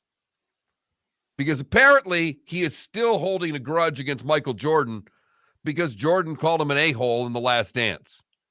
I didn't think that was breaking news. I don't think that's why he's holding the grudge. Come on. You know why he's holding the grudge. He kept him off the Olympic team. Kept him off the dream team. Yeah, he did. Yeah, that's why he's holding the grudge. And he should be hunked. He should have been on the dream team. We all know that. Man, that clip created a great meme. I fit the criteria to be selected on that team. But I wasn't. He did. Yes, he did. But I'm like, wait a minute. Until I get a public apology, this beef is going to go on for a long, long time because I'm from the west side of Chicago. Who gives a rip, Isaiah? I'm a Michigan guy. I watched you play. I watched your whole career. You were a really, really special player. You weren't Michael Jordan, dude. No, he wasn't. And he looks so petty and small, still going on television. What's he, 60-something years old? He's got probably 60, right? I mean, think about it. 2 years at Indiana. He left. They won the title in 81. Then he went pro. That was 41 years ago. So, yeah, he's probably 60, 61. It's a pitiful look to be going on television and still speaking of a grudge that you've held for 40 years. It is. It's beneath him. Okay. I support the 30-year grudge about the dream team. I don't support the grudge about he called me an a-hole. Suck it up. And I think, by the way, him going, I'm from the west side of Chicago, to me that sounded a little bit like Mike Gundy going, I'm a man. I'm 40. Totally. I'm a man. I'm from the west side of Chicago. I mean, this guy comes on television and says he hates me. Is that breaking news, Isaiah? You hate him too, right? I mean, you think he's an a-hole too, right? I mean, give me a public apology, please. Here's a poll question for today. Who's going to admit they're wrong first about something? Tiger Woods or Michael Jordan? Please. So I've held that back for a couple of days, and I was never a huge Isaiah guy, even though I'm a Piston fan. Really? No, I always thought, even like the sprained ankle game that everybody talks about. Yeah. And he had 40 some odd points. Yeah. Game 6 of the finals. Yeah. Who won the game? It wasn't his fault. They called the foul on Lambeer. Look I watched nearly every Piston game for about 5-7 years. Whenever Isaiah had to be the number one scorer, they lost. When Isaiah felt he needed to take over a game, I never felt it was in the best interest of that team. Wow, that's tough to not give him credit for that performance. That's woo. Great performance. They lost the game. It wasn't his fault. They called an imaginary foul on Lambeer. Kareem hit the 2 free throws. They lost by 1. All right. Hey, turns out you can hold the grudge too. Not a grudge. He was not my guy. Never was my guy. Dumars? Who's your guy? Dumars. Okay. Joe D was my guy. Until he drafted Darko, he was your guy, right? Yep. Well, then he ran that franchise into the ground. What are you going to do? Yeah, won him a ring, though. And then, whoo, Yep. Could have had Melo. All right, Felipe, what do you got today? You know, clutch shot, clutch plays, got to be clutch. Shai Gilgeous-Alexander, step back 3 with 4 seconds left on the clock. On the sideline, ready to trigger it in, which he does so to Shai. Shai gives the clock a check. Checked up by Matthews. Wants the step back three. On the way, and Shea knocks it down for the lead. Now, the funny part about that play is that it actually wasn't for the lead because his toe was on the three-point line and the game went to overtime. Clutch nonetheless, though. He dribbled in, stepped back. Nice shot. Who did? Shea Gilgeous-Alexander. Who does he play for? The Oklahoma City Thunder. Okay. There you For go. everybody else wondering who the hell that highlight was, I thought I'd help out our audience. More you know. Yes. That's okay. Here's how clutch it was. He put them into overtime where they lost. Yeah. Yep. Got it. No, They did lose. Wow. All right. That's the Clutch Vodka play of the day. Right. That's Clutch with a K. Not Right. really for the play. The vodka's Clutch with a K. Right. The play was actually Clutch with a small C because Right. it was a two-pointer and it didn't win the game. And they lost in overtime. And they lost. Now, Spencer Knight of the Panthers had 40 saves last night, a shutout win. Yeah, he did. On the Now Florida this- Sports Network. That was Clutch. With a K. And Spencer Knight with a K. Look at that. Huh? A little alliteration. I'm open to recommendations. Oh, okay. There you go. Miller and Moulton. Next hour, Roy Cummings at the top of it. Talk a little Tampa Bay Bucks. Hell, they're in Germany. They're already partying. The Seahawks are already there. I think by now the Bucks are as well.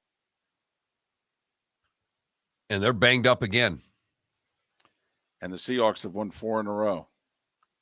Talk to Roy Cummings about Tampa Bay Bucks. Glenn Davis to talk about the U.S. men's national team 45 minutes from now.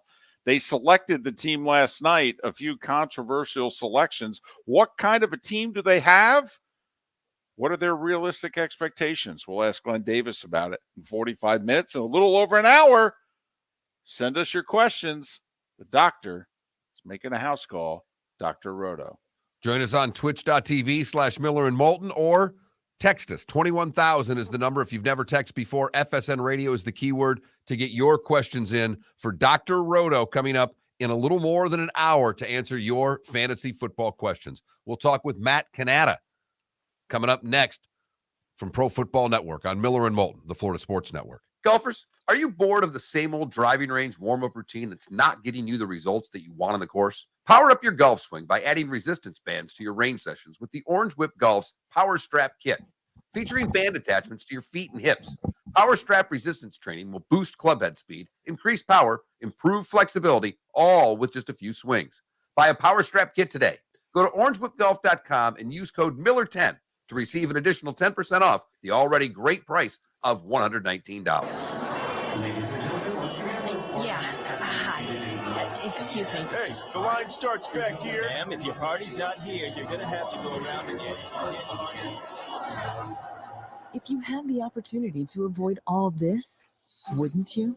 Salt Live is the official transportation provider of the Miller and Moulton Morning Show, making your trip to and from the airport seamless and stress-free. Salt Live is supported with the help of local partners like the Bayfront Inn. Gather your family and friends and enjoy a leisurely day on the water with a pontoon or deck boat. If you prefer to explore the waterways without a motor, the Bayfront has canoes, standboards, and kayaks. At the end of your journey, enjoy lunch or dinner at the Bamboo Tropical Bar and Grill. The Bayfront Inn, something for everyone on 5th Avenue in downtown Naples. BayfrontInNaples.com. When you need a ride, book with Salt Live Transportation, 308-8686, or book on saltlivetransportation.com. Mark Miller for SWFL Golf Carts or online, flgolfcarts.com. If you're looking for a golf cart, an e-bike, or an e-motorcycle, go visit Alex and the gang at SWFL Golf Carts. flgolfcarts.com online. Check out their whole inventory. If you're looking for a custom cart, they can take care of you. 2-seater, 4-seater, 6-seater, they've got you covered. E-bikes, nobody better for value and service. E-motorcycles, check them out. Again, flgolfcarts.com. flgolfcarts.com. You were listening to Miller and Moulton on the Florida Sports Network.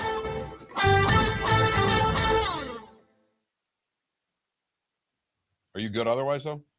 Okay. What are you playing? All right. Well, that farm game?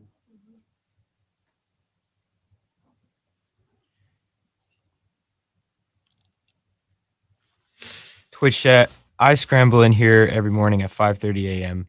looking for the clutch play, and it's hard sometimes, especially when there's not football days. But I have League Pass. I watch a lot of NBA, and there's a great hockey play. I mean, send it to me on Twitter. I don't know. You know my Twitter.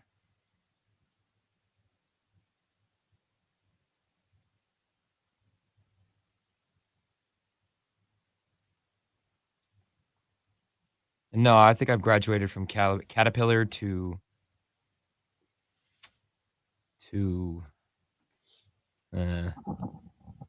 Catfish. I don't know. Still a caterpillar, Felipe. Still Caterpillar. Okay. Because that's as much as you get. You're done. You can let that grow for another 10 weeks and nothing else is coming in. I can't grow facial hair. It's not in my family's genes, really. Did you send him a link? I did. Okay.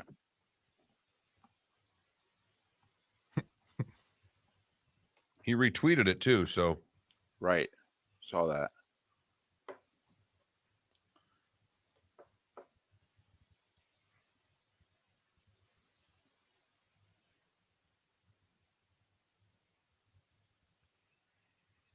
I don't know. I know I did, but I'll just send it again.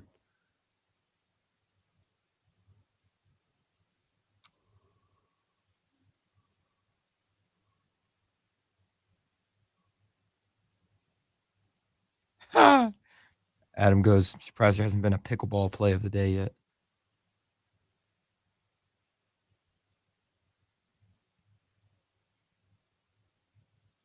I haven't played pickleball in like 2 weeks, actually. I know, stunning.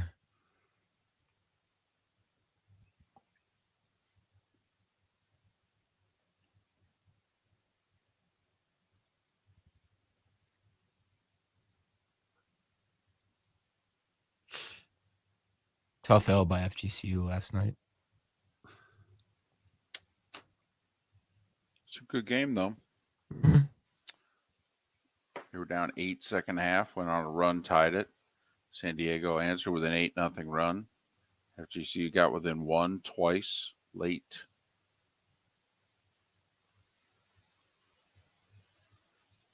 I don't know why Johnson's not starting.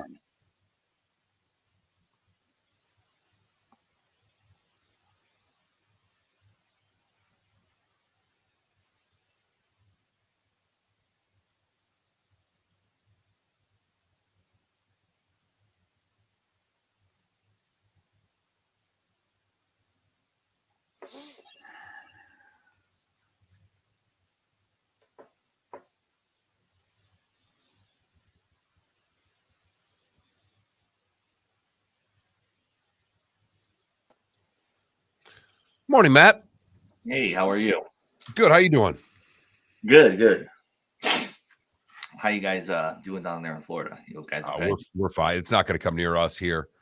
This is a baby. Yeah. Okay. Good. I mean, they closed the Skyway Bridge in Tampa because the winds are such. And yeah, I read that this morning. The biggest concern is I was just worried it coming here. All the tarps that are up. It looks like it's gone north of where the damage was from Ian. So people that are all tarped up from the last one, hopefully, I mean, that's the biggest problem is just the rains on all the tarps. Mm-hmm. Right.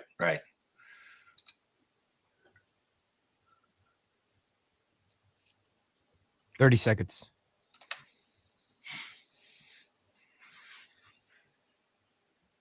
How's that Trey Wingo show working out for you guys? It's doing okay.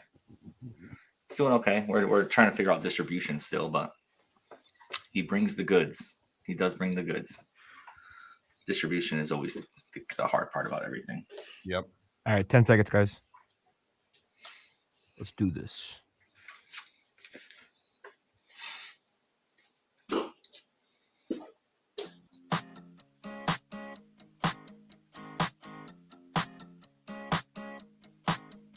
You're listening to Miller and Moulton, exclusively on the Florida Sports Network. 22 minutes before the hour. Roy Cummings at the top of the hour. We'll do a deep dive, as we do every week with Roy, on the Tampa Bay Bucks, who are headed to Germany. First ever NFL game being played there. Dr. Roto makes his weekly house call 1 hour from now. Get your fantasy football questions ready.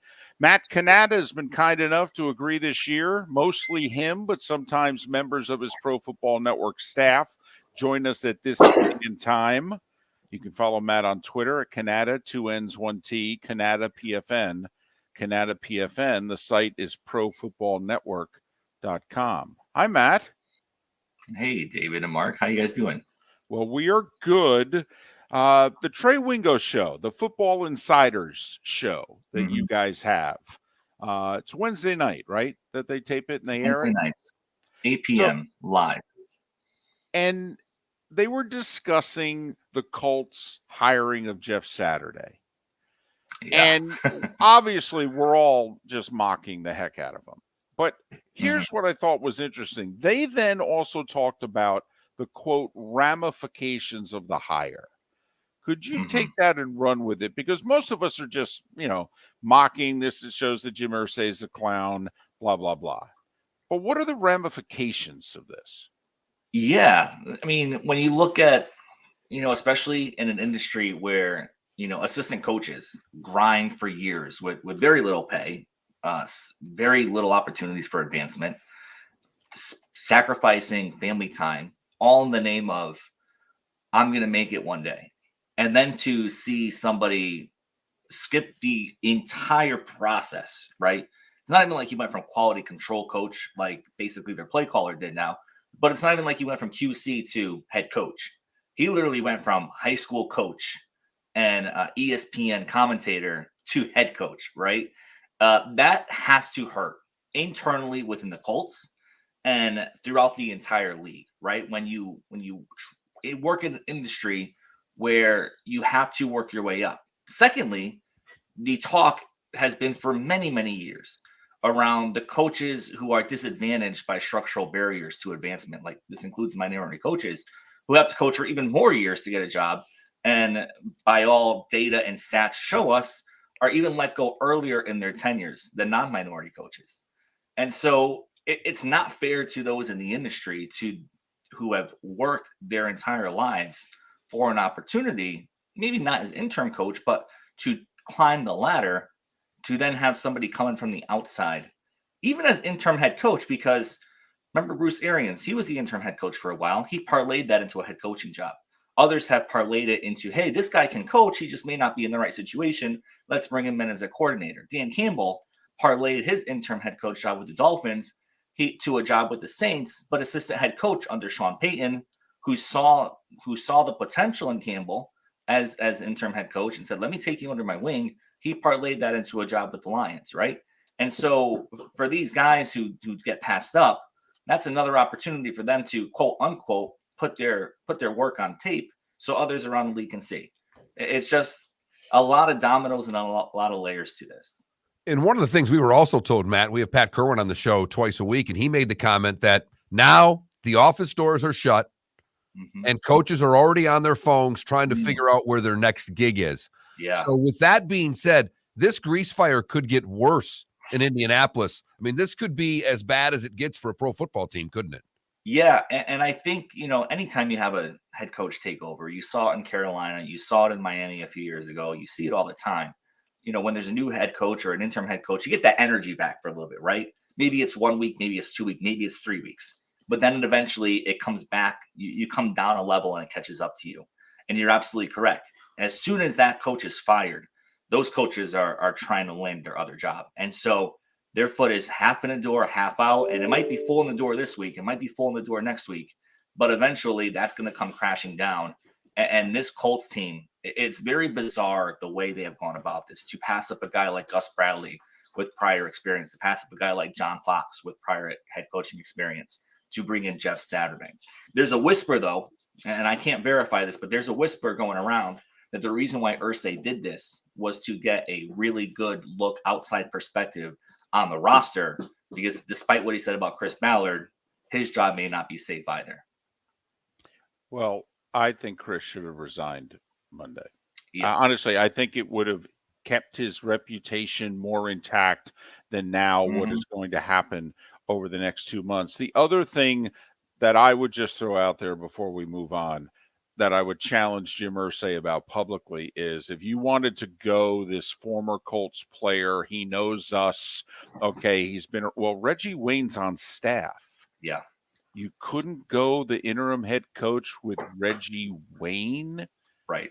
Right. I mean, you could think the world of Jeff Saturday. Reggie Wayne would have gone over much better in the building, right? Yeah. Much better than building, much better on a league, much better for those who advocate for minority coaches to get an opportunity. That would have been the all-star play, right? If you don't want to give Gus Bradley a chance, if you don't want to give John Fox a chance, if you've already made up your mind that, hey, my next head coach is going to be someone who's never done it before, yeah, give Reggie Wayne a chance, right? Someone who's been there with the team day in, day out, every hour of the day, rather Well, than also Ring of Honor like Saturday. I mean, and quite frankly, as good a player as Saturday was, a better player. Mm-hmm. Exactly. It's very bizarre, and I don't see the end game here, right? I said to some of my staff at Pro Football Network the other day, we were talking, and I said, if Chris Ballard was fired, right, this would make a little more sense because then we could all fully accept and they could basically come out and say, hey, we're tanking for the rest of the season, right? It would make total sense. Still wouldn't make the move right. Still wouldn't make us question the move, but at least we could say, hey, they're tanking. They're trying to get the number one pick. They're going to bring in a new GM. They're going to bring in a new head coach. But then to have Ballard there as well with the roster that he built and saying you're trying to compete and play the rest of the season in a competitive way doesn't make a whole lot of sense to me. With what's going on in Buffalo or the unknowns going on in Buffalo with Josh Allen, I don't know if it opens up this division or not, but you guys have done a lot of articles recently on the Dolphins and their success with the speed at the receiver position. And just talk a little bit about, I think they're doing this despite an offensive line that's not playing that well. And looking at your offensive line rankings, your guys kind of agree with me there. I think they're a tier 4 team. It is amazing how much speed kills. And if Tua could get a little time, it could be even more dangerous.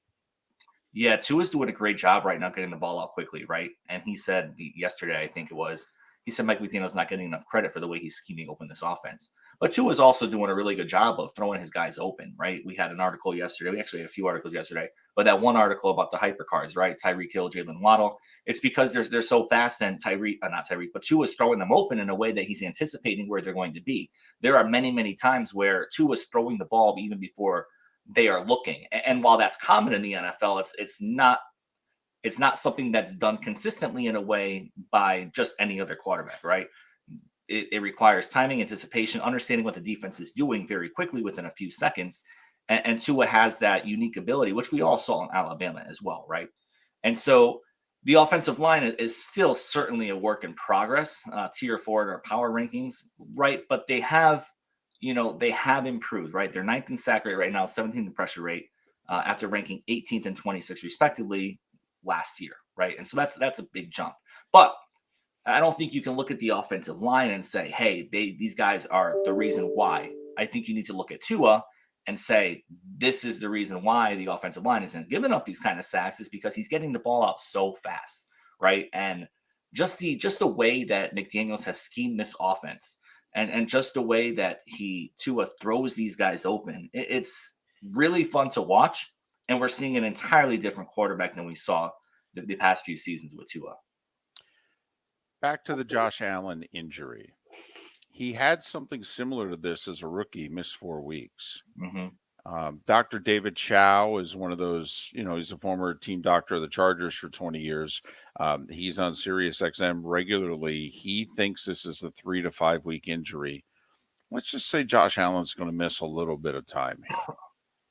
Could this force the Bills to tighten up their act? I mean, Matt, they keep throwing away games that they should win. They should have had home field advantage last year.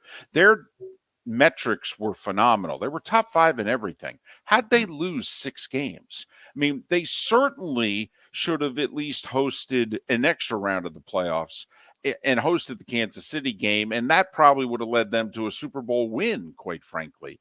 I mean, and now they throw away the Jets game after totally outplaying the Dolphins and losing. I mean, in a way, if they got to go to Case Keenum, you know how it is. It's like when the starter goes down, everybody's got to raise their game. Well, there's a part of me that thinks, Matt, that quite frankly, it's time for the Bills to raise their game and tighten things up. Mm-hmm. The problem though is without Allen, right? What are they going to do? They have no run game. Their offensive line is not great, right? It's kind of the middle of the pack. It's probably toward the bottom of the league. It's tier 3 in our power rankings. They've tried to run the ball forever, and they just can't figure out a way to do it well, right? Whether it's Devin Singletary, whether it's Zach Moss, now they brought in Nyheim Hines. They don't have a bell cow guy that is going to, even James Cook, right? They don't have a bell cow guy that can run through the tackles and pick up yardage in a consistent way. And so what are you going to do? Bring in Matt Barkley and try to manage the game with your defense? And while that's certainly possible, you then go from Super Bowl favorite probably to you're lucky if you get past the wild card, because that's going to catch up to you in the playoffs when you're playing these good teams who understand how to win the ball game. And so if Josh Allen is out for an extended amount of time, several weeks, especially toward the end of the season, the Bills are in trouble. And I'll say this. We spoke to a former SID at the college level. Former athletic director at the college level for a major D1 program. He's no longer there because he's since retired. But he said this to us earlier this week that, the longevity of the arm, and we're still for sure waiting for an official diagnosis, but if it's worst case scenario, they'll probably try to delay the surgery postseason. But, that numbness and tingling in the hand will come into play as the game goes on. And so, this guy said it's going to have a significant effect on their season. They'll probably limit his throw significantly, and it's going to limit his touch on the ball because he probably will lose feeling in his fingers throughout the game. And he went on to say that if the issue for longevity is if it goes too late before they decide to fix it, is that it's a full year recovery and almost be likely a Tommy John surgery or some kind of variant of that. And then they have to wait until he's back full health for that elbow because he can't wear a brace. And, basically on a scale of 1 to 10, how serious this might be, he labeled it as an 8 and went on to say his deep ball is going to, take a hit as well. So regardless of whether he's cleared to play or not, this looks like a significant injury that is going to have a serious effect on their season. All right. I know the easy answer is Kansas City, so I'm going to remove them from the possibilities. Who is best in the AFC to take advantage? If Buffalo does have to, even if Allen plays and what you're talking about is true, they're going to take a minor step back. Who do you think's most qualified to take a step up in their absence? Is it Miami? Is it Cincinnati? Is it Baltimore? Kansas City's the easy one. Who else?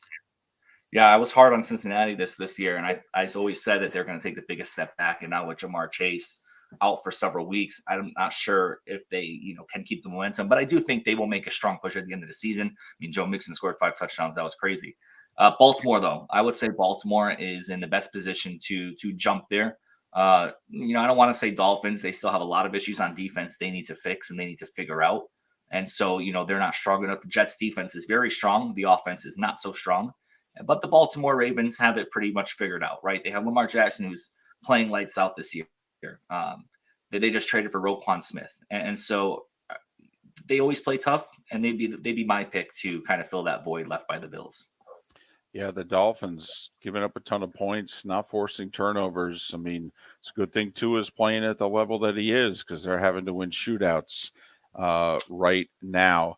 Hey, in 60 seconds, Goodell made a comment a couple of weeks ago in which he said, I don't see one team in Europe, but if we ever do Europe, we're going to do a division. Hey, is this anything more than a money grab, these games in Europe, or is there an end game here?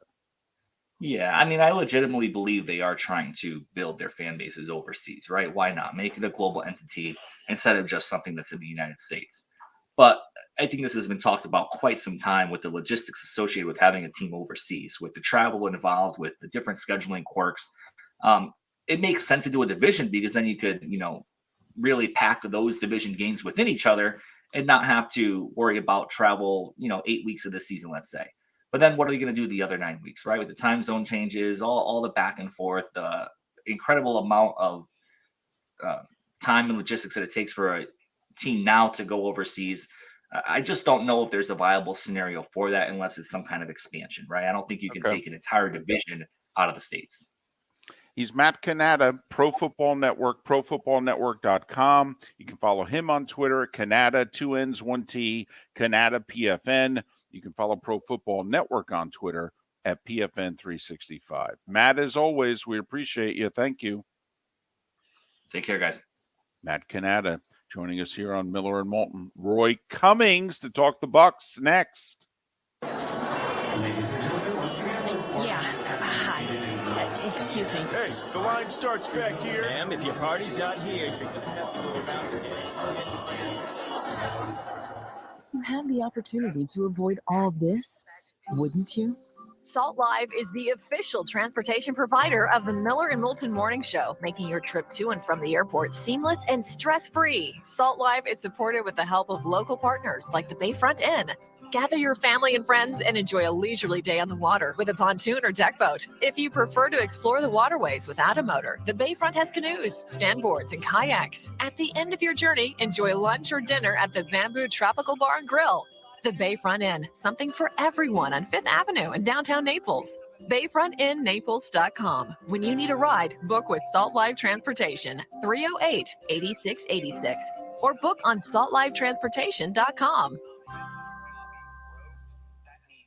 David Moulton for Napa Auto Parts, and Napa Filters. Insist on Napa filters for your vehicles, or if you're a do-it-yourselfer, only buy Napa filters. Napa has a filter for almost anything on earth that moves, whether it's motorcycles, foreign and domestic cars, vans, SUVs, earth-moving equipment. You get the idea. Napa Auto Parts, Napa filters. Insist on them for your vehicles, or if you're a do-it-yourselfer, only buy Napa filters.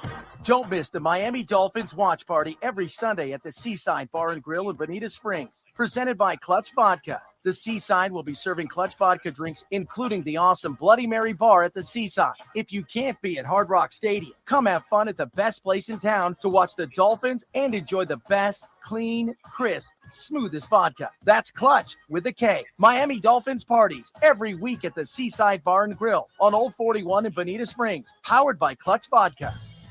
Miller and Moulton here for the Clutch Vodka Play of the Day. Mark, remember Nick Charles, Fred Hickman, the CNN Play of the Day? Yeah, CNN did a nightly sports show. That was a while ago. Yes, it was. Just work with me. Everyone liked the pod, the Play of the Day. So how about we have the Clutch Vodka Play of the Day? Sounds good. Fun. Smooth. Like Clutch Vodka. Listen weekday mornings for the Clutch Vodka Play of the Day. That's Clutch with a K. Mark Miller for SWFL Golf Carts, or online, flgolfcarts.com. If you're looking for a golf cart, an e-bike, or an e-motorcycle, go visit Alex and the gang at SWFL Golf Carts. flgolfcarts.com online. Check out their whole inventory. If you're looking for a custom cart, they can take care of you. 2-seater, 4-seater, 6-seater, they've got you covered. E-bikes, nobody better for value and service. E-motorcycles, check them out. Again, flgolfcarts.com. flgolfcarts.com. You were listening to Miller and Moulton on the Florida Sports Network.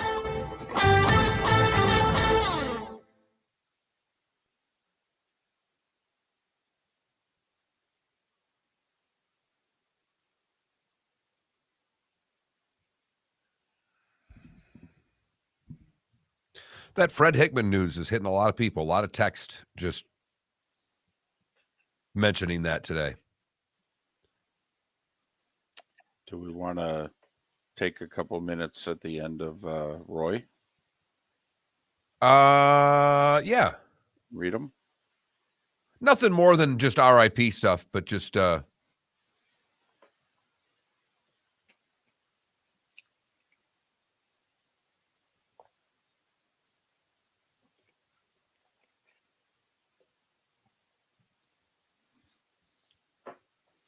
Well, if you're a boomer, right?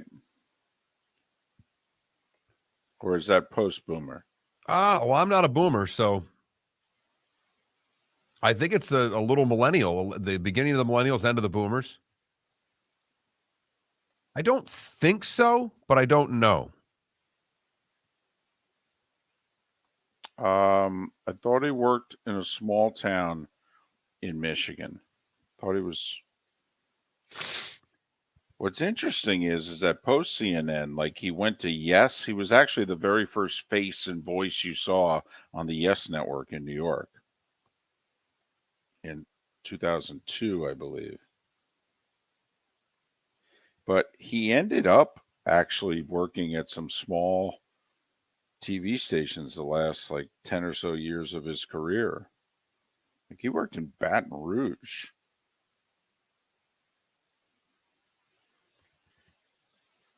Worked in New Orleans, Baton Rouge, and Maryland late in his career.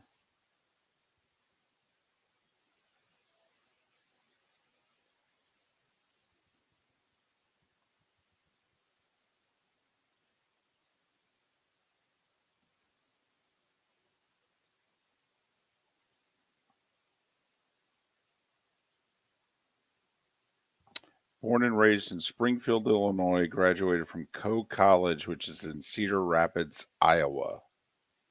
Hello.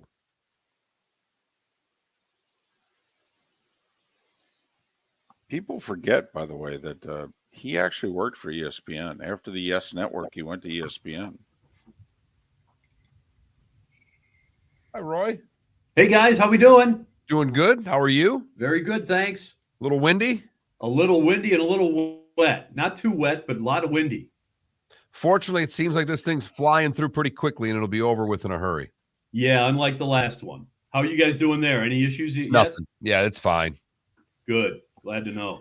Just basically some school closings. But it was good that it went north because, after these, there's so many blue tarps. And yeah, exactly. No doubt about it. Pretty windy and rainy in Jacksonville, but nothing awful.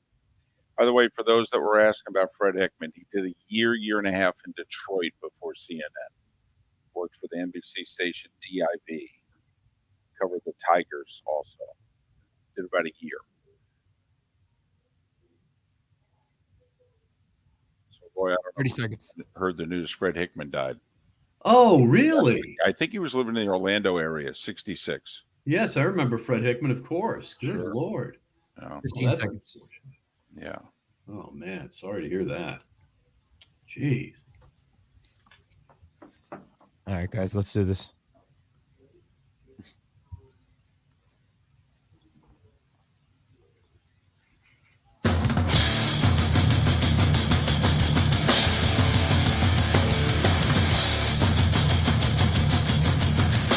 You are listening to Miller and Moulton, exclusively on the Florida Sports Network.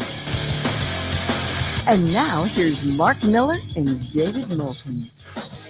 And just like that, it's the 8 o'clock hour of Miller and Moulton on this stormy Thursday throughout the network's range, whether it be the east, central, or west coast of Florida. Miller and Moulton, the Florida Sports Network, floridasportsnetwork.com. It's time for Roy Cummings. He of PewterPirates.com, Bay News 9. You can follow him on Twitter, rcummingsfhcn, rcummingsfhcn. Roy, how are you this week? I'm good. A little wind blown, a little wet, but overall, I'm doing well. Well, I would urge you to head inside then. Believe me, I did. It doesn't matter. If you're out there right now for about even 12 seconds, you're going to get a little hair's going to get tossed a little bit. You're going to get tossed a little bit. And you're going to get a little wet. At least here in Tampa. Yeah, there's no doubt there. And stay inside and stay dry. The Bucs, it wasn't pretty, but they got it done and they got the W. And that really, at the end of the day, is all that matters. Except for they're banged up again. But just looking back at that game, that drive, do you think that's enough to start turning a season around? It could be. Here's the thing, guys. They're still taking on water, in accordance with today's theme. But because let's face it, they played 48 good seconds of football. The defense played a little bit more than that. The defense had moments, obviously, but against a team that's struggling offensively just as much as the Bucs, if not more. But if you look back at that game, the Bucs did nothing for 59 minutes. They get the ball back with 40, plus seconds left, and against a very, very soft defense. I don't know what Raheem Morris was thinking playing such a prevent so soft. I know keep the ball in front of you, but at some point, this is Tom Brady. He's going to take advantage of every inch you give him, and they gave him a lot of inches. But so you took advantage, and good. It's great for the psyche. You broke the losing streak. You won. You got in the end zone. A lot of positives there. But if you really break it down, what did they do? They took advantage of a bad team. They played 48 good seconds of offensive football. And is that enough to say that they've bounced back? I don't know. Even if they play well in Munich this week against Seattle, I'm not sure that's enough to say that they've corrected everything, because I still see a lot of problems, guys. A lot of problems. To me, besides the win, the best thing that I took out of it was I thought they fought. Now, this is something that we shouldn't be giving them credit for, except that we were questioning whether or not this team was really together, whether or not this team was fully invested the way they have been the last 2 years. Roy, I agree with you. They're not good right now, but they did fight their blank off on Sunday. And if I'm a Bucs fan for at least one more week, I'm like, well, at least they really do care. Yeah, and story within the story there, David, is the fact that look at Leonard Fournette. Talk about fighting. He basically fought for his playing time a little bit. He got put on the bench a little. They were using Rachaad White a little bit more, Keyshawn Vaughn a little bit more, and Leonard Fournette didn't like it. He said, whoa, what about me? So he went out there and he played a little bit harder. And to me, that's good. That's a good sign. And whoever it was the running backs coach, Byron Leftwich, Todd Bowles, who knows? But whoever made that call to say, let's take a look at some of these other running backs a little bit more and see what they can do.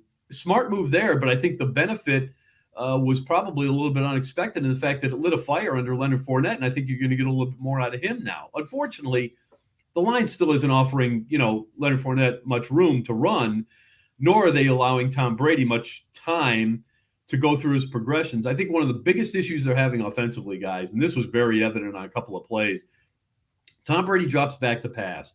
He's not getting sacked a lot because he's getting rid of the ball quickly, but he's only going through one or two progressions. He doesn't get the time to go through 2, 3, 4 progressions here. And there were several plays where players, guys are running open downfield or even right in front of him, but he doesn't have the time to really look and go through those progressions. He's going to the first or second option almost every time. And a lot of times they're covered too well. And that's costing them important possessions, receptions, yards. And until that changes, this team's going to continue to struggle. Again, back to your fighting theme, they fought really hard to try to get that running game going. It really didn't. But at least they gave it an effort and said, all right, we can't keep throwing the ball 52 times a game. If it ends up that way, well, it is what it is. But at least they're fighting to try to run the ball a little bit more. And I think you're going to see more of that this week again against Seattle. They're going to have to try to run it to set up the play action passes. And I know Brady's a leader, and we all go back to Brady every time, and it's the easy one to do. But to me, when you talk about the fight and the toughness, it was Mike Evans last week. He gets drilled. His ribs are banged up. You're seeing him tape up the ribs. You could tell that he was nowhere near 100% and couldn't get back on the field quick enough.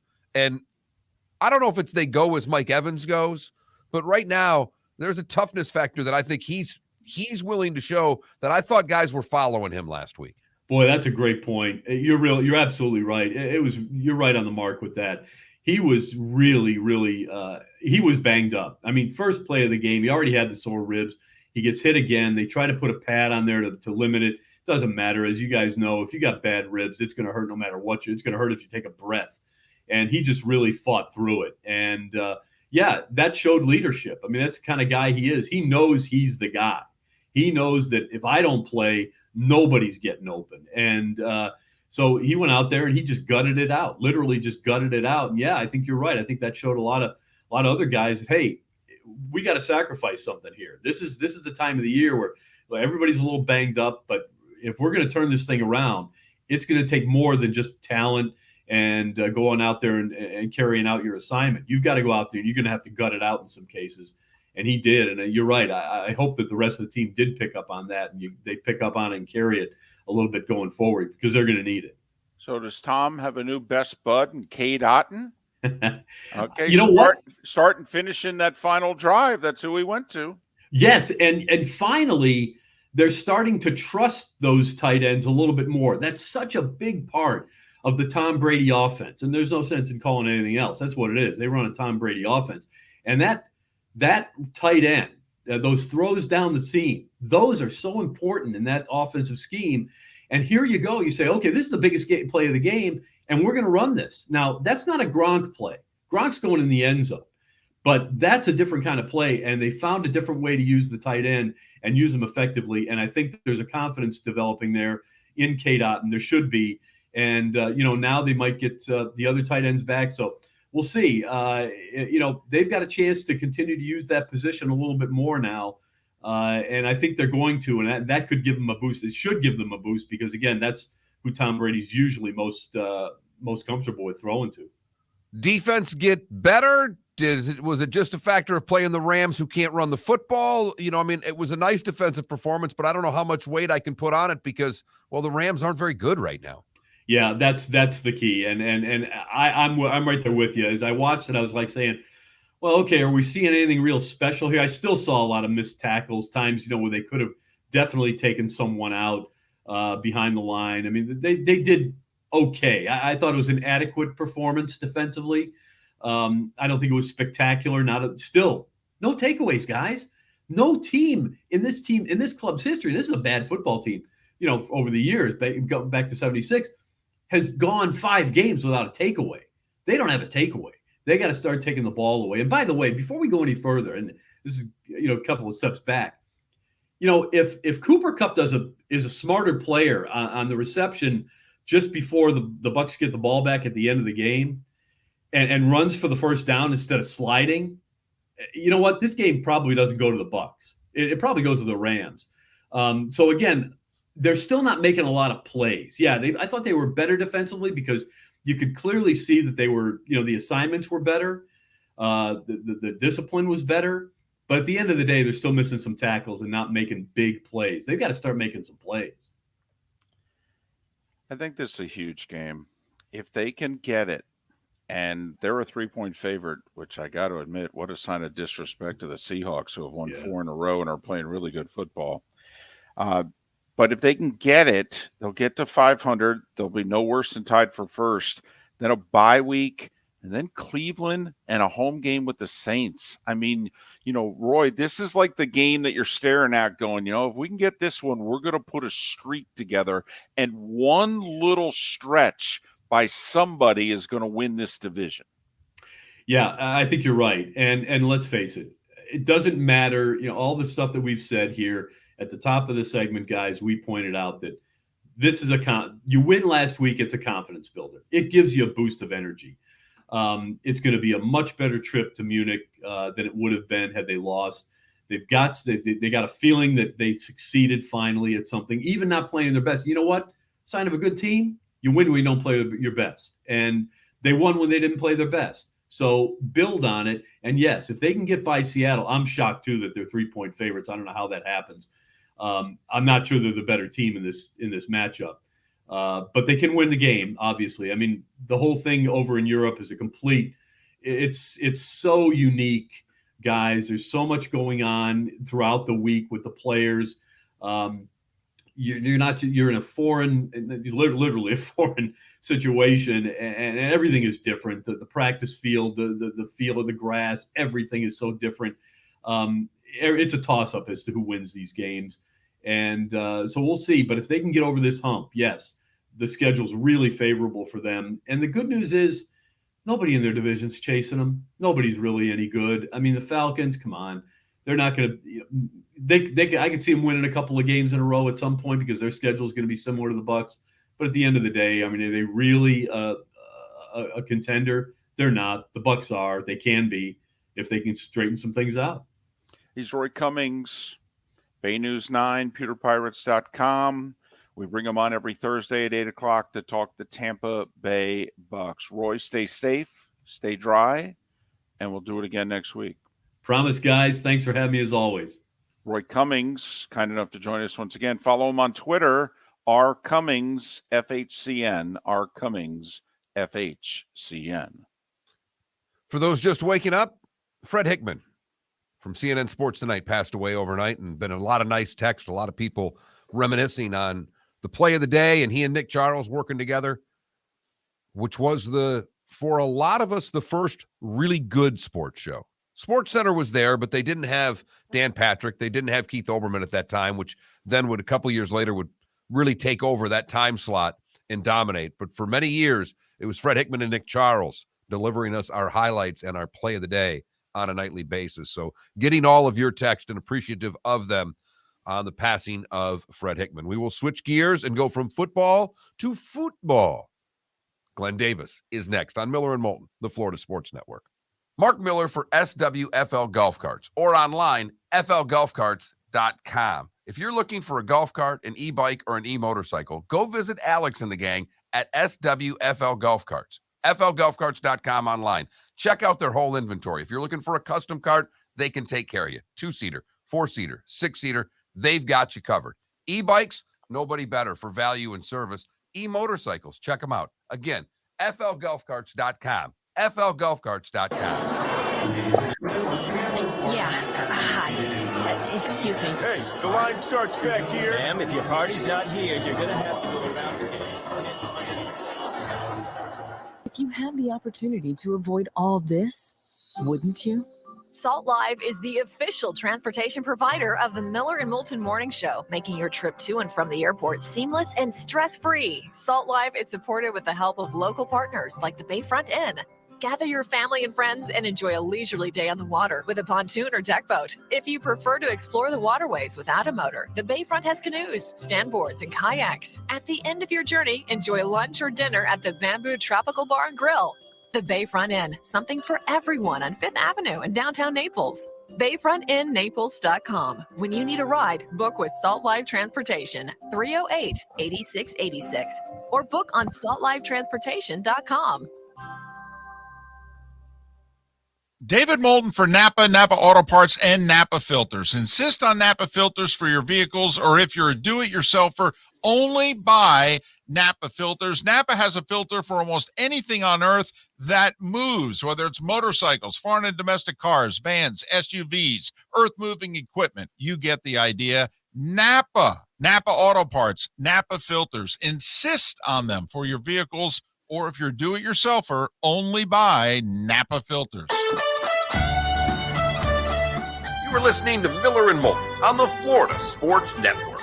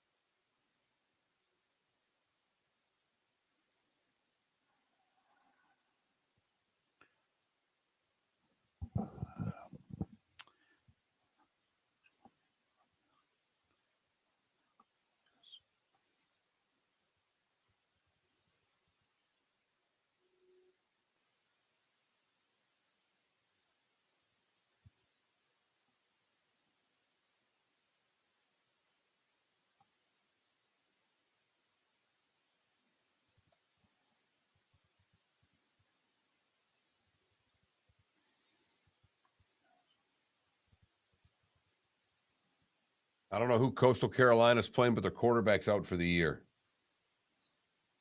Okay. By the way, Felipe, it's important to have Glenn on the line right as the break starts. Yeah, you got to get him before. It's a short segment. I got you. It's going to be in the 70s, Sonny? Holy Toledo. Oh. Someone in Saginaw tell me what my hometown, what the weather's like. It's like summer there right now. Coastal Carolina's playing Southern Miss, and they're only a 5-point favorite, and they're at home. Oh, it's probably why, because of the quarterback. So Coastal Carolina's quarterback is out? Yeah. Got it. McCall? Yes. Wow. He had 21 TDs and 1 interception. 1 for the year. Oh, that's a bummer. Yep. Bill Steele just, he's busy this morning tweeting away.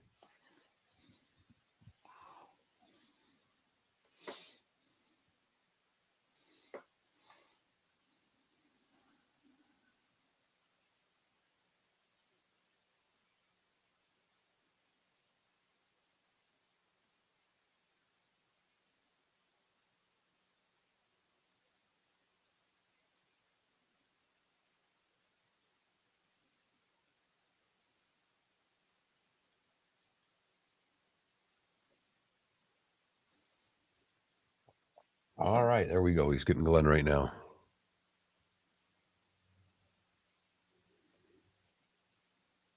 My guess is you're stopping at Tony's for a little breakfast before that tea time. A little jealous there. A little jealous.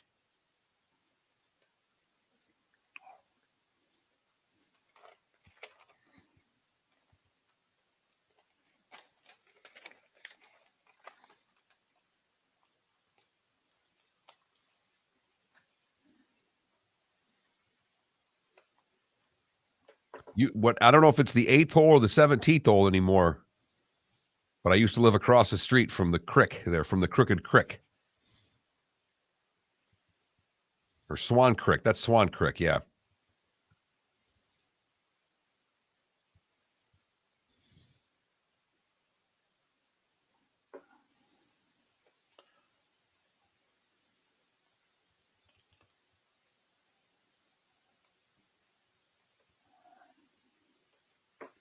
Glenn Davis, not to be confused with Big Baby Davis, is on hold.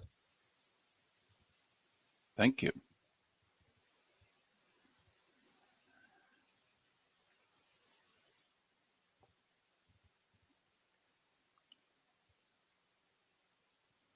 And we got 15 seconds.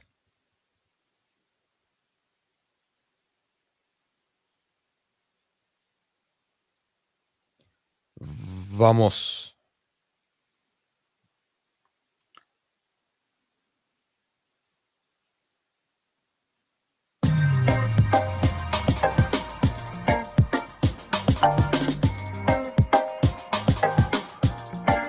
Welcome back to Miller and Moulton, only on the Florida Sports Network. 21 minutes past the hour. Dr. Roto coming up in a little more than 15 minutes' time. Start sending in your questions, whether it be on our text line or via the Twitch chat room, and we will ask them your fantasy football questions of Dr. Roto in a little more than 15 minutes. Glenn Davis is kind enough to join us once again. He does soccer. He played it professionally. He broadcasts it professionally. He's done so for ESPN and Fox. He has a weekly soccer show on the ESPN station in Houston called Soccer Matters. Follow him on Twitter. He's a great Twitter follow at Glenn Davis SOC. Glenn Davis SOC. Glenn, it's David and Mark once again. Thanks for your time. How are you? Mark, good morning. How are you guys? Well, we're good. And like most people, we've been kind of sort of paying attention. But now here we are. We're 10 or so days away. They picked the team last night. Were there surprises? Were there shockers? Yeah, I think there were a couple of surprises. I mean, in most cases, these are players that are going to round out the roster that likely weren't going to be starters and get a lot of minutes. So, you know, when Zach Steffen doesn't make it as one of the 3 goalkeepers who has had a history with the coach Greg Berhalter, that one might have been a little bit of a shocker. Paul Arriola played a lot of games for the U.S. Jordan Morris got kind of picked over him. So I think there were a couple in that case. Tim Ream has been added, who's a center back who plays for Fulham in England. maybe a surprise, maybe not. I mean, this guy's starting regularly in the Premier League.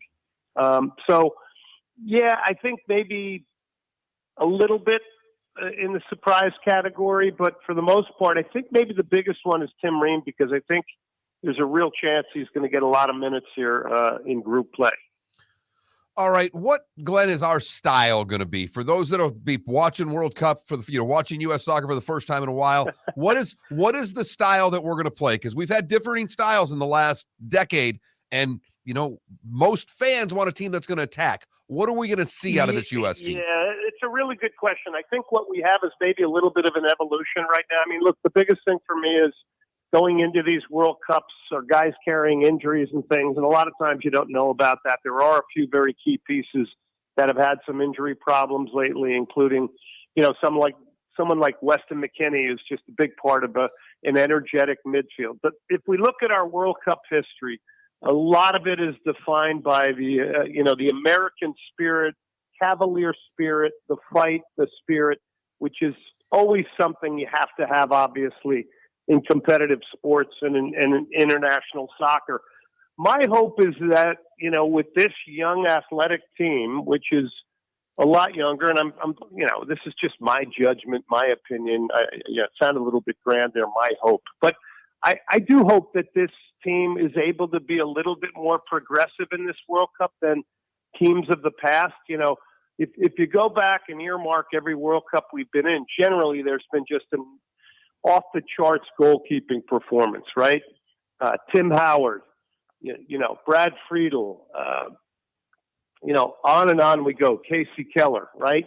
So a lot of our World Cups have been defined by great defending and great goalkeeping. So I'm hoping that this young group, provided they're healthy and they're up for this great moment, which I think they're going to be the youngest team in the tournament, can be more progressive and will try to apply a pressing game in some of these games against Wales, England, and Iran, and at timely moments that we see a more aggressive United States, not maybe dropping off defending and trying to counter, but actually trying to impress on an opponent. Glenn, I've really been trying to pay attention in the last 2 years. It seems as if we've been really inconsistent. Like, I feel as if we played our best soccer in the summer of 2021 when we won the Gold Cup or something. We beat Mexico. I mean, am I wrong in thinking that we played better in 2021 than we have as a national team so far in 2022? Yeah, I think lately it's been a little bit sporadic. I think a lot of that has to do with the amount of games these guys play, and that's going to be part of the story here. The schedules have been condensed. I'm not making excuses here, but the amount of games that are being played now. I mean, look, they want to turn the World Cup into a 48-team tournament in the U.S. the next go-round, and continue to chip away at its uniqueness, right? I mean, why is it unique? It's every 4 years, and somebody makes a play that nobody ever forgets in the history of the game, right? And I just think sometimes my worry is it's getting over commercialized, and obviously, the players are being stretched to the limits when it comes to the amount of games, the volume of games they play. And a lot of these guys on this roster have had injury problems, and I just think the human body can take so much. Well, isn't that the underlying story of this from the totality of this World Cup? I mean, we're right in the midst of the Premier League. We're right in the midst of the soccer season that we're going to stop to have a World Cup. Injuries are going to play a huge part in this tournament, are they not? I think I think coming into it already has to a degree, and I think they're going to be guys that are picked on these rosters that aren't going to be carrying injuries. It may not be anything different than before, but I agree with you. There's guys who are going to play in this World Cup who were just playing in the Carabao Cup this week, which is, a tournament in England.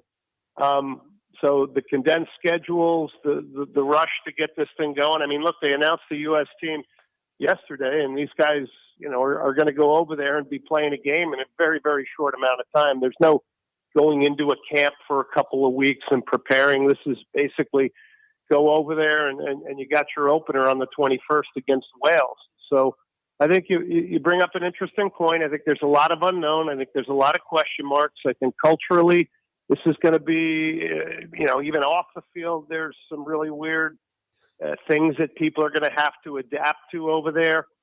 It should never have been there in the first place. I mean, let's face it, without getting into that dark, deep spiral of why the World Cup is in Qatar in the first place. But it is a weird time. I mean, the World Cup is normally in the summers, and here we are. It's going to be around November and December.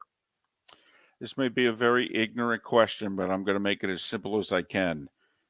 How good do you think we are? Like in the group with Wales, England, and Iran, are we clearly the second best team? Are we the third best team? I mean, I think the expectation, no question, has to be to advance. Here's the thing I like about this team, and I agree with you. They haven't played very good soccer as of late, or their best. But again, these are funny things. I think a lot of times teams will really come together and galvanize because of the moment, because of the importance of, the world's greatest sporting event. But it is one of the youngest teams in the tournament. This is what I like. I'd love the blossoming of a lot of these players that are playing in Europe now. We've never had this many players in Europe on big teams. Brendan Aronson at a place called Leeds, Tyler Adams at Leeds, McKennie at Juventus, Dortmund with Gio Reyna, Tim Weah playing in France. I mean, we have never, ever had this many American players playing on high-profile soccer teams. Pulisic at Chelsea. So the interesting thing to me is these guys are all going to get a World Cup together. They truly like playing with each other. I think they've all kind of gone through this process together, and it got accelerated because we did not qualify for the last World Cup. So their opportunity got accelerated, and they're going to get a World Cup under their belt, and then they're going to be in their mid-20s for one that's held in the United States. So there's really interesting and exciting possibility here. But I think the fact that, you listen to these guys, they like each other. I mean, they seem to really like playing with each other, and there seems to be a really nice esprit de corps. So I'm going to say, it's got to come together, and we don't get out of the group. It's a big disappointment. He's Glenn Davis. Soccer, big part of his life. He played it. He broadcasts it. Soccer Matters is his radio show on ESPN in Houston.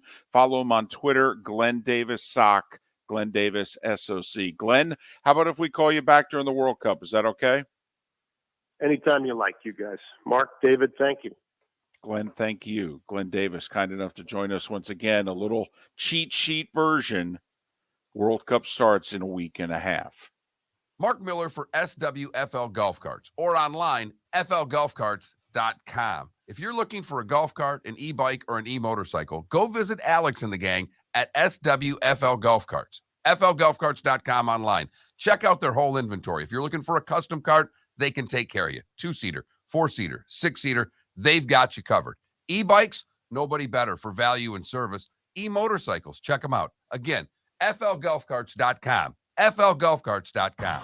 Don't miss the Miami Dolphins watch party every Sunday at the Seaside Bar and Grill in Bonita Springs. Presented by Clutch Vodka. The Seaside will be serving Clutch Vodka drinks, including the awesome Bloody Mary bar at the Seaside. If you can't be at Hard Rock Stadium, come have fun at the best place in town to watch the Dolphins and enjoy the best, clean, crisp, smoothest vodka. That's Clutch with a K. Miami Dolphins parties every week at the Seaside Bar and Grill on Old 41 in Bonita Springs. Powered by Clutch Vodka. Ladies and gentlemen, once again. Yeah. Hi. Excuse me. Hey, the line starts back here. Ma'am, if your party's not here, you're going to have to go around again. If you had the opportunity to avoid all this, wouldn't you? Salt Live is the official transportation provider of the Miller and Moulton Morning Show, making your trip to and from the airport seamless and stress-free. Salt Live is supported with the help of local partners like the Bayfront Inn. Gather your family and friends and enjoy a leisurely day on the water with a pontoon or deck boat. If you prefer to explore the waterways without a motor, the Bayfront has canoes, standboards, and kayaks. At the end of your journey, enjoy lunch or dinner at the Bamboo Tropical Bar and Grill. The Bayfront Inn, something for everyone on 5th Avenue in downtown Naples.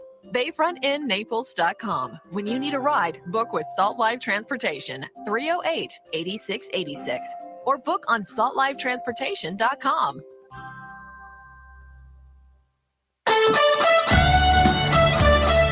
You were You're listening to Miller and Moulton on the Florida Sports Network.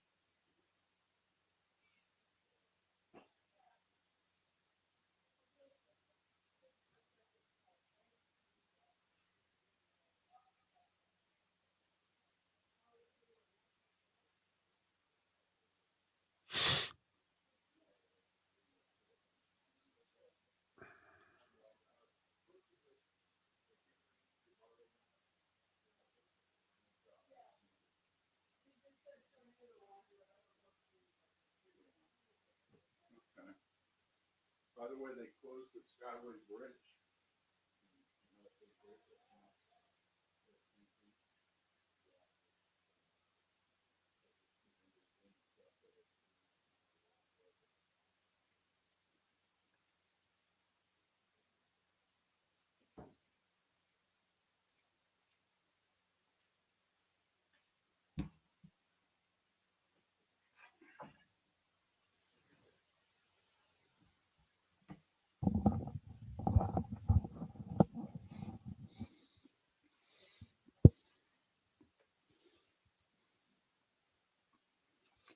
Get your fantasy questions in, ladies and gentlemen.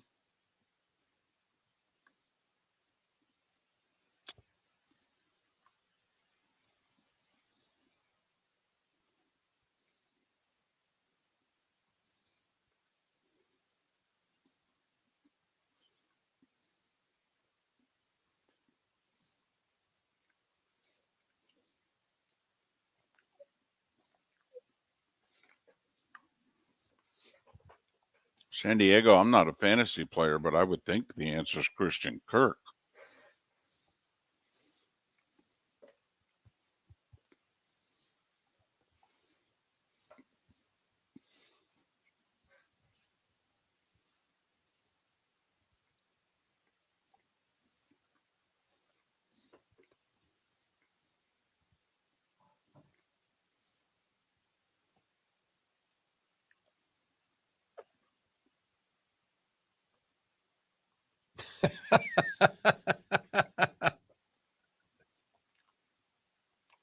Hi.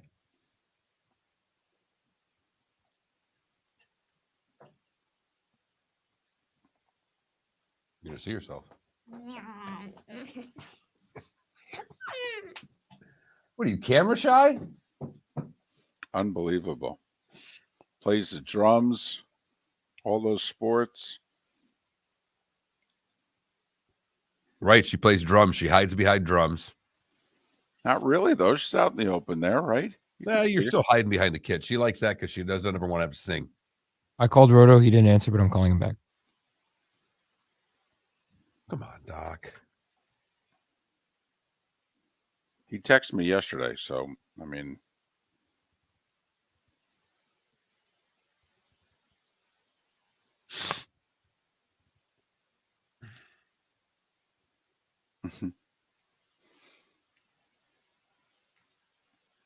Morning, Bob.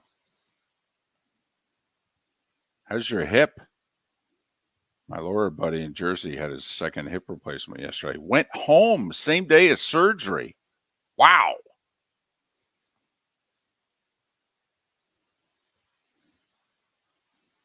That is tough.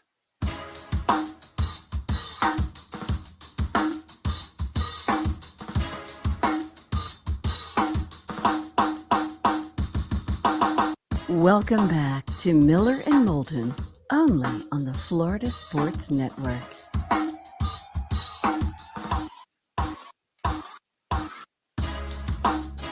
"22 minutes before the hour, Miller and Moulton, Florida Sports Network, floridasportsnetwork.com. Thanks so much for being with us.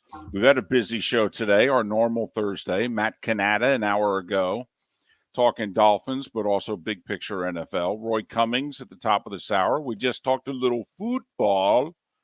U.S. men's national team selected their team officially and announced it yesterday. And now a week from Monday, the World Cup gets underway. You excited about the World Cup, or is this just the wrong time of the year? I can't get excited. It's the wrong time of year, but I'm not. I am a little excited. It's going to be on early in the morning. You know how much that makes me happy. Right. I was going to say it's right up their alley. U.S. is playing all their games at 2:00. Okay. All right. That's good, right? And also, it's a great time. Even the sports bars might do well. People might sneak out half, 2/3 of a day type deal, show up.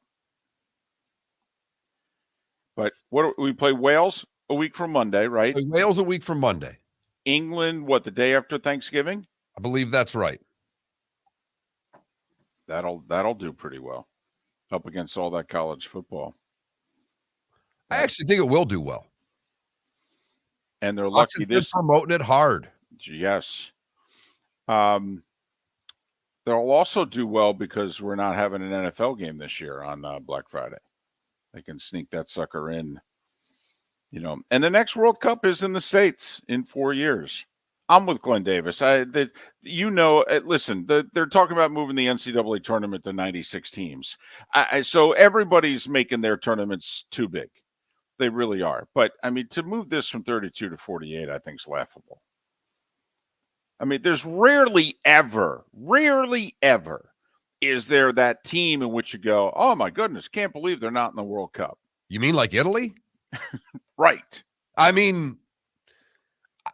would say I have far less of a problem with the World Cup expanding than I do the March Madness, because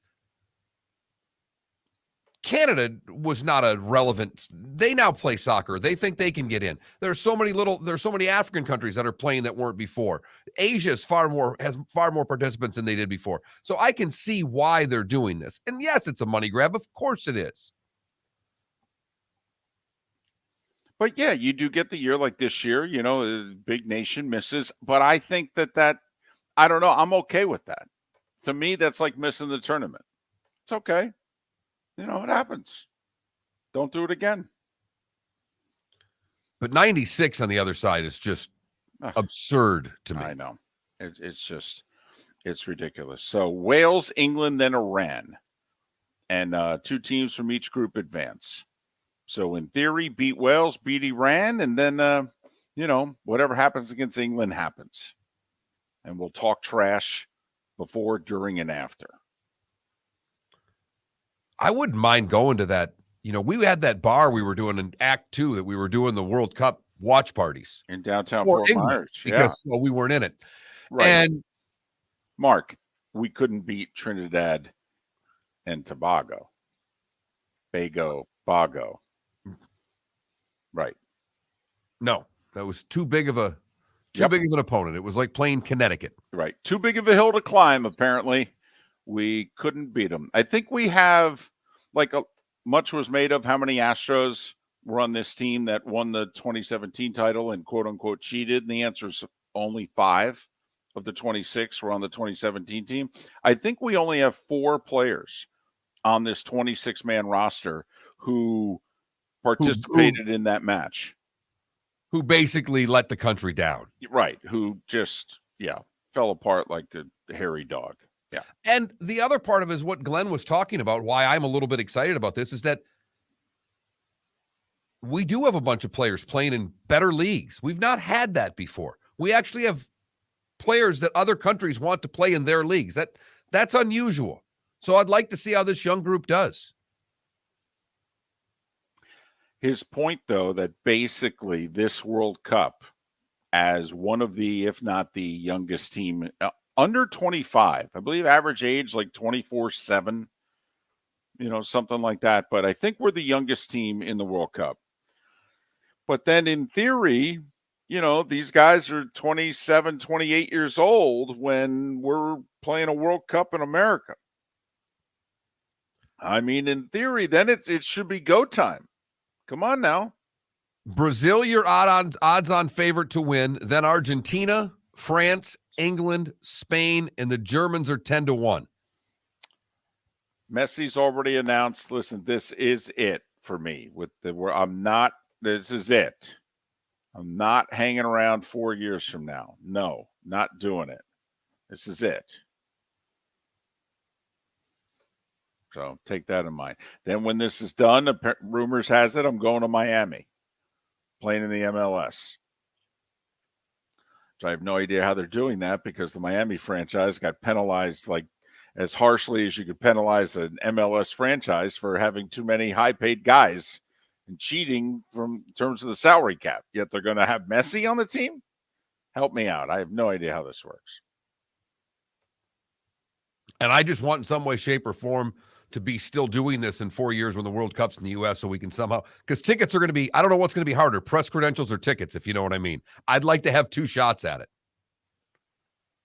Oh, man. Because I want to go to a match. So I don't care. You and I have talked about it. Don't care who's in it. Not at all. I would actually prefer to not go to a USA match, believe it or not. I would love to go to see a South American team represented, a European team. I just would like to see the crowd and how they're into it. It to me, that is unrivaled of how they act at these games. Is the World Cup exempt from our jersey rules? Because if you're older than 25, we feel you cannot wear a jersey. Women can wear jerseys. Children can wear jerseys. Men, once you get above 25, grow up, put your own damn clothes on. It's more of a T-shirt, though. But you know what I mean. But it's a jersey. You're wearing their jersey. You're either wearing a jersey or you're not wearing a jersey, Felipe. Right. It's kind of a T-shirt. No, it's a jersey. Like Felipe. Your jersey is more T-shirty than a football jersey, than a hockey jersey. Right. I'm asking Mark Miller if in 4 years Miller and Moulton are still in our third act and somehow, some way. Now, we can't do it if we're credentialed, obviously. We have to, try to pull off the whole we're professionals act. But if we have tickets to a match, can we wear a jersey? Any jersey, by the way. I think if you're at the World Cup, I could wear, a Pulisic jersey, right? Even if we're going to see South Korea against England. Are we going together?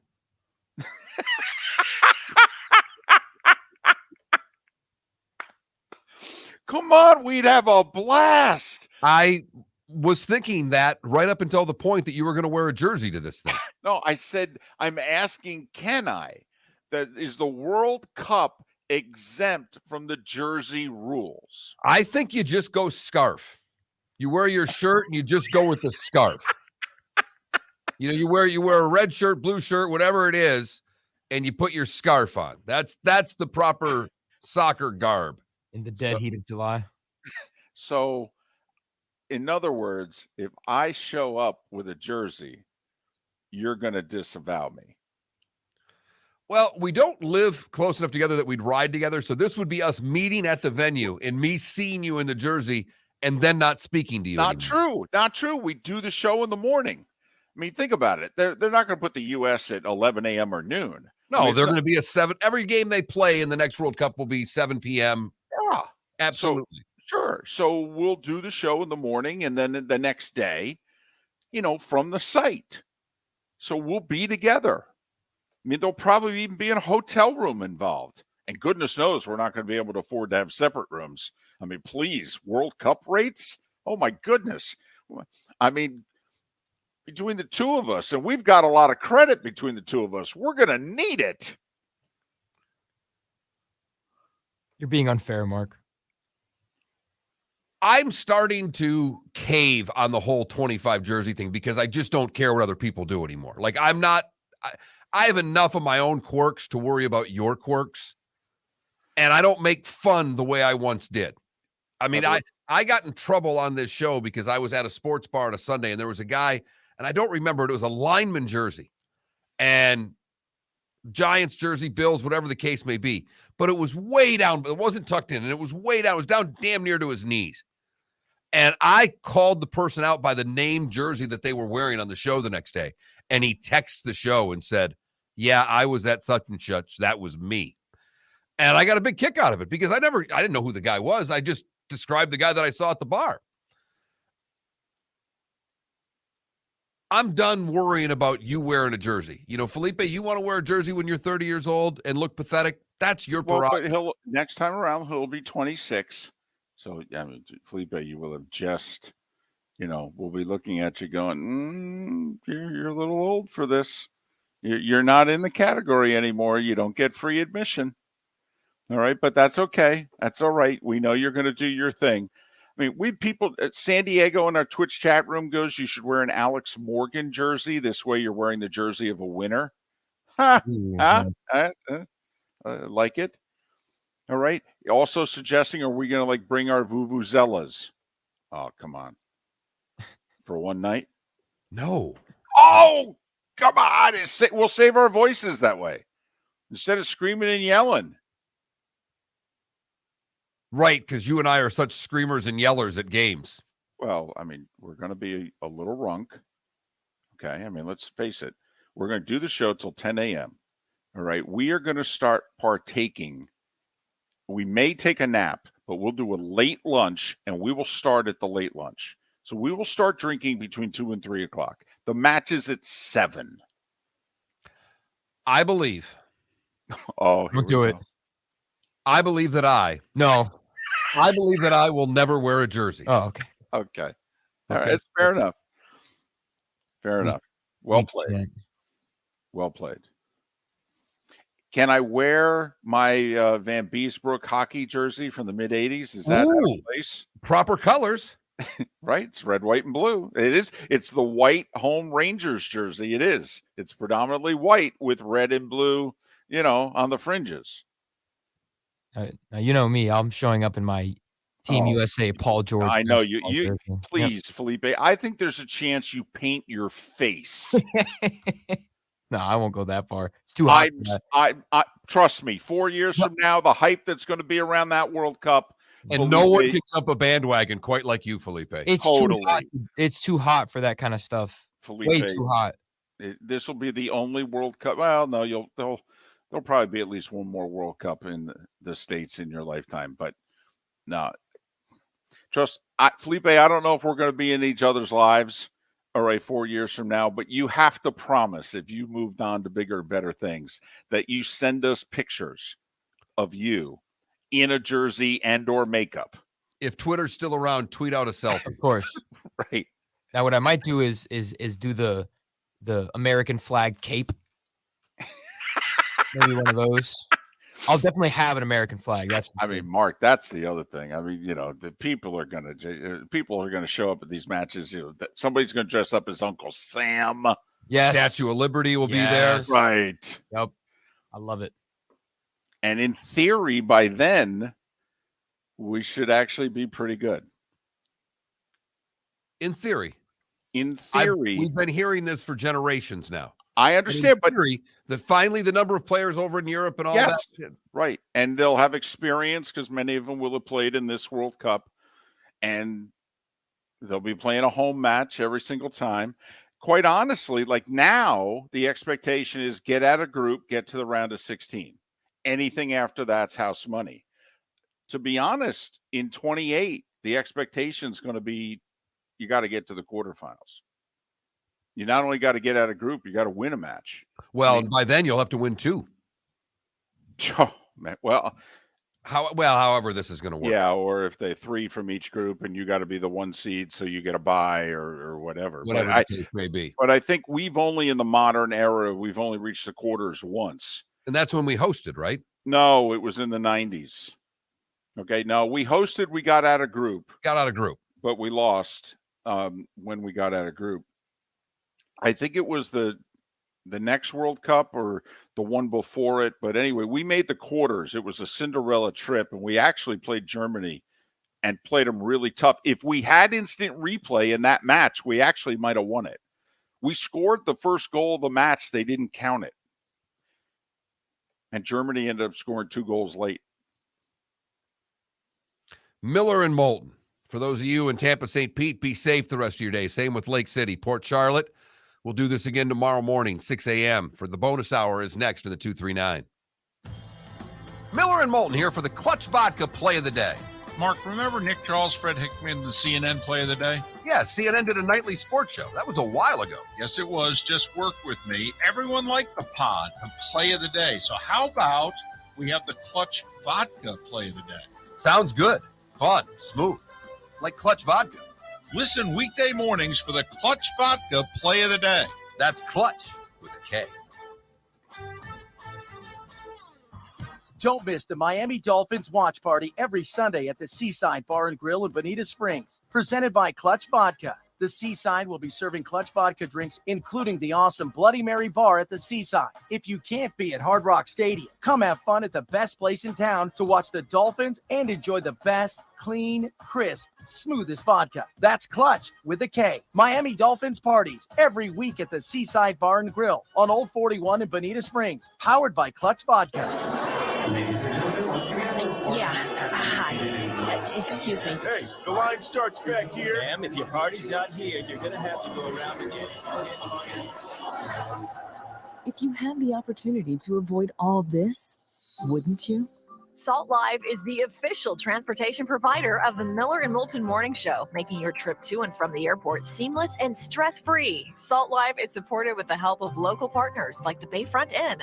Gather your family and friends and enjoy a leisurely day on the water with a pontoon or deck boat. If you prefer to explore the waterways without a motor, the Bayfront has canoes, standboards, and kayaks. At the end of your journey, enjoy lunch or dinner at the Bamboo Tropical Bar and Grill. The Bayfront Inn, something for everyone on 5th Avenue in downtown Naples. BayfrontInNaples.com. When you need a ride, book with Salt Live Transportation, 308-8686, or book on saltlivetransportation.com.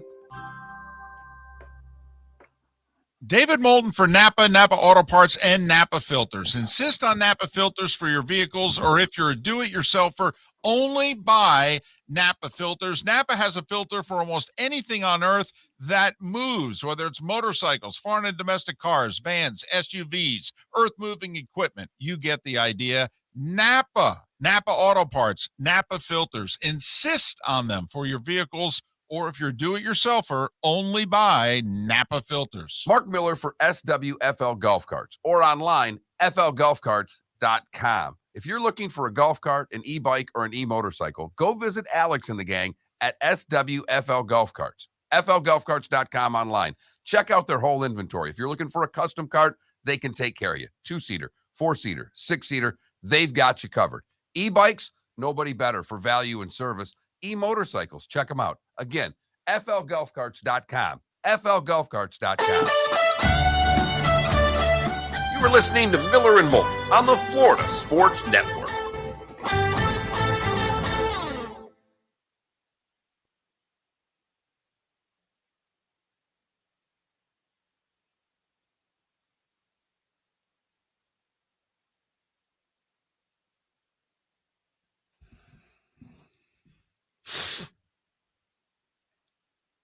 One more hour, Maddie. You bored? You having fun with your game? You want me to pull up the college football game so you can pick winners for me? Okay. You're not even facing me. You're hiding over in the corner.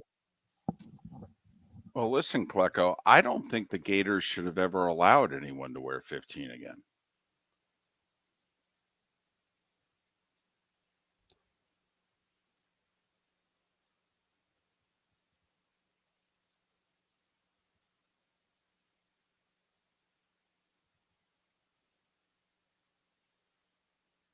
Yeah.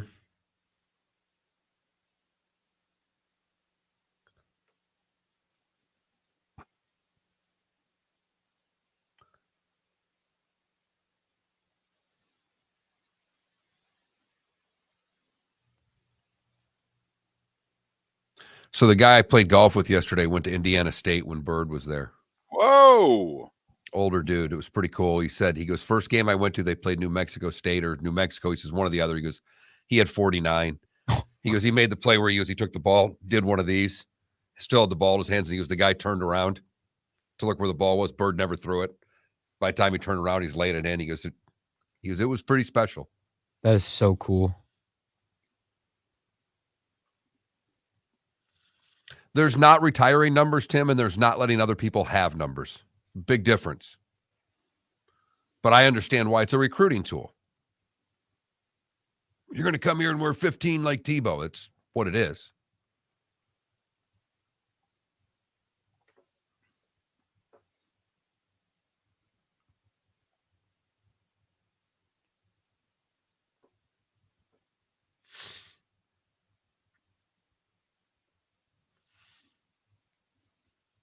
Did you see the Nolan Richardson Hall of Fame speech, in which he goes off on a tangent about, I can't believe, I'm here and I'm with so-and-so and Larry Bird sitting there, and he goes and he tells about a minute and a half Larry Bird story.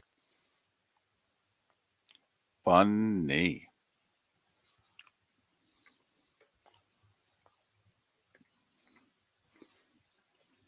Quickly, he said he was in the car listening to the radio when driving between so-and-so and so-and-so, and he heard, the game, and, Bird, another jumper, and Bird with the drive to the basket, and Bird's got 29, and Bird, and Nolan Richardson got out of the car and said, man, that brother can play.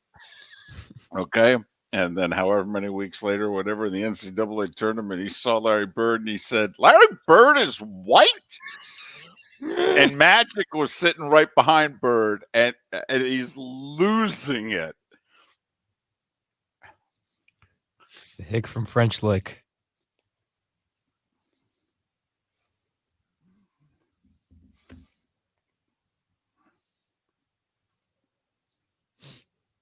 "15 seconds.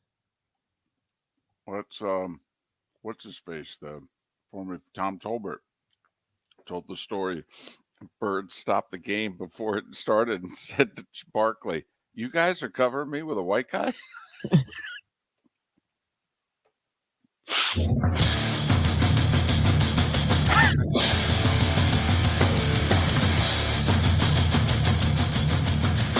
You are listening to Miller and Moulton, exclusively on the Florida Sports Network. And now here's Mark Miller and David Moulton. And it is the bonus hour of Miller and Moulton on this Thursday. Be careful. The storm, little wind, little rain. Obviously not as bad as what many of us were hit with 6-7 weeks ago, but just be careful. The Sunshine Skyway was closed. Gusty winds. Some places, like here in Jacksonville, they canceled school today. I don't even know. They canceled it down here too. I don't even think the airport's open. I know 6 airports were closed in Florida when the show began, Mark. So just be careful. I am doing tremendous babysitting right now. Winning another award for my care of my child during the show. Well, got her set up with it's too bad that the National's not still around. I could have her read her proper paper, but just have her perusing game lines on my phone right now, trying to find the thread that she likes. Well, we do have Thursday night football.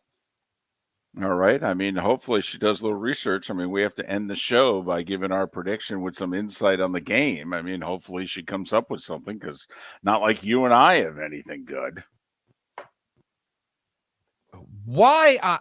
I'm sorry, but this is nearly an unwatchable football. This is the grip that the NFL has on us. Because if this were any other sport in a nationally televised game, we wouldn't talk about it on air, let alone watch it tonight. I mean, this is the grip this league. This is a horse blank game. It is. It is. You've got NBA, NHL, and a couple of college football games and college hoops. I mean, that's what you have to counter it with. Otherwise, you actually have to talk to members of your family. You actually have to spend some time with your family, Mark. I mean, so once again, and I don't think we put up a poll question today. That could be the poll question. I thought Okay. Felipe he said he put one up. All right. But the poll question could be, all right, tough choice tonight. A, Atlanta, Carolina. B, spending time with family. You've got Hornets at the Heat tonight. I was going to say, and I believe Charlotte's 3-9, although Right. the Heat are what, 4-7, something like that. You know, I mean, Sixers, Hawks, if you're a diehard NBAer, that's not awful. Okay. But I said it's not awful. Right. I mean, I'll watch hockey tonight. You're going to do Tulsa, Memphis, Georgia, Southern, Louisiana. This is where I'll pull a Felipe. He'll be watching his league pass with whatever NBA games he's watching. I'll be watching hockey tonight. I'll pay attention to the Amazon Prime game. If it ends up being intriguing in the second half, I may flip it on. Can I just throw something out there, which I don't know how many of us have actually considered that this could happen? Is it just possible that the Atlanta Falcons are going to win the NFC South? I'm glad you actually brought this up because their team this year kind of fits the mold of what the NFL is this year. What's scoring? Way down. Teams are actually winning games by running the football a little bit. And Atlanta has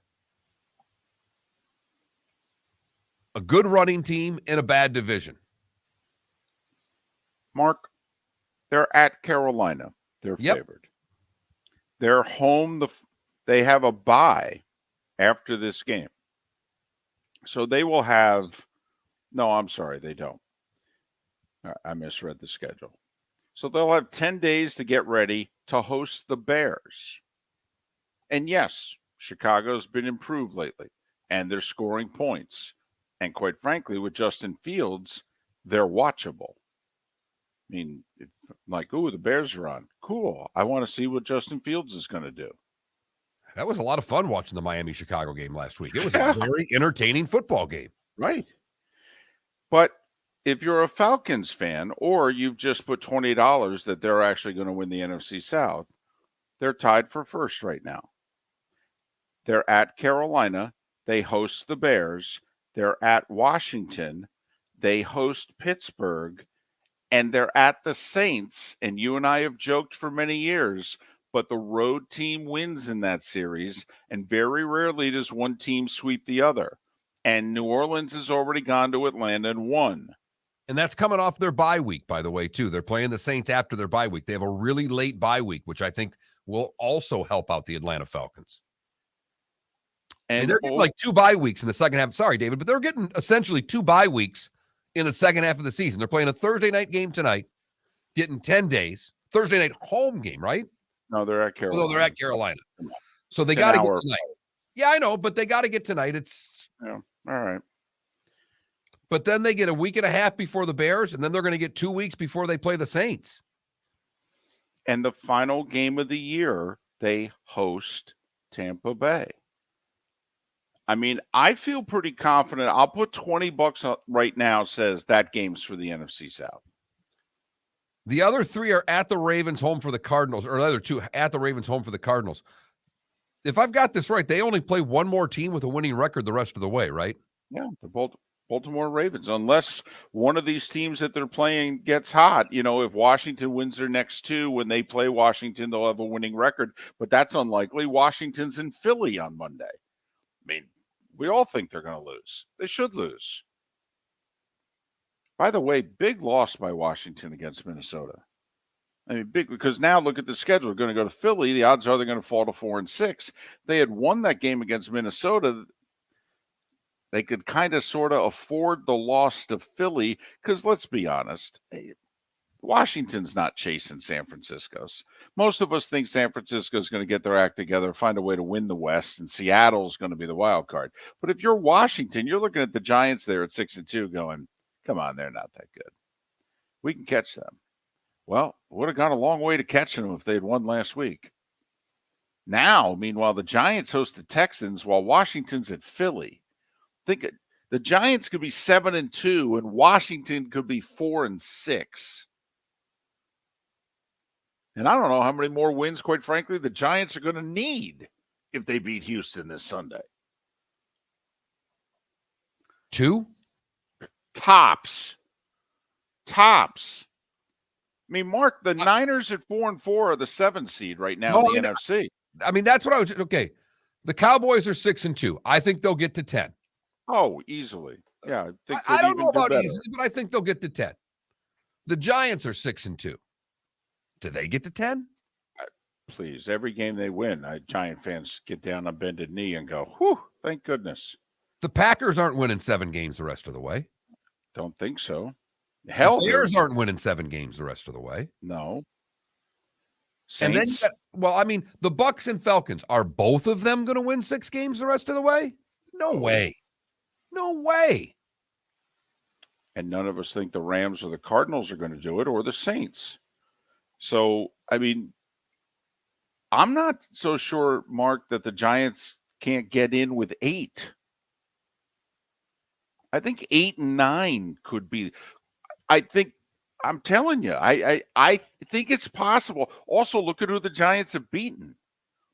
All right, they've already beaten some of the teams that they'd be in potential head-to-head tiebreakers with, like Green Bay. I mean, the Giants are sitting there. It's almost impossible. As bad as they may be, they're getting to 10. They should. They've got the Texans and the Lions at home. Right. They got 2 with the Commanders. They've got the Colts at home, for crying out loud, late in the season. By that point, they will have completely packed it in.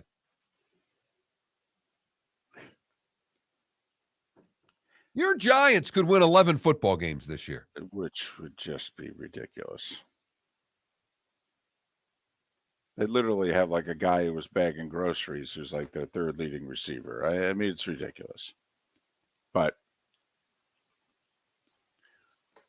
back to the Falcons. I mean, is it possible? I'll tell you what. If the Falcons win tonight, worst case scenario for Atlanta, they're hosting Tampa Bay the final game of the regular season for the NFC South. I mean, think about it. If I were to tell you Atlanta's at Carolina, the Bucs are playing Seattle in Germany, one of the NFC South teams is going to win, and one's going to lose. Wouldn't we put our money on the Falcons winning and the Bucs losing? We would. And if that were to take place, although Tampa Bay somehow is a 3-point favorite and Atlanta's a 2.5-point favorite. But man, if I'm a Falcons fan, I'm thinking to myself, man, Seattle's won 4 in a row. Seattle's a tough matchup for Tampa Bay. They're pressuring the passer. They're running the football. They're better up front than Tampa Bay. Believe it or not, I think they should win. I mean, if I'm in Atlanta, for as much, Mark, as I am in complete denial about the Giants, I'm in utter shock about the Giants. If you're a Falcons fan, are you just looking over your shoulder right now going, we're getting dangerously close to the point where if we don't win the NFC South and host a playoff game, I'm going to be disappointed. And where I am as an NFL fan, because I really don't have a team. I never have. I like certain teams. I like greatness. This is becoming a disappointing NFL season because it is a lot of bad football. And if Josh Allen's a little bit banged up, I don't know where the great is. Philadelphia is really good. I don't know.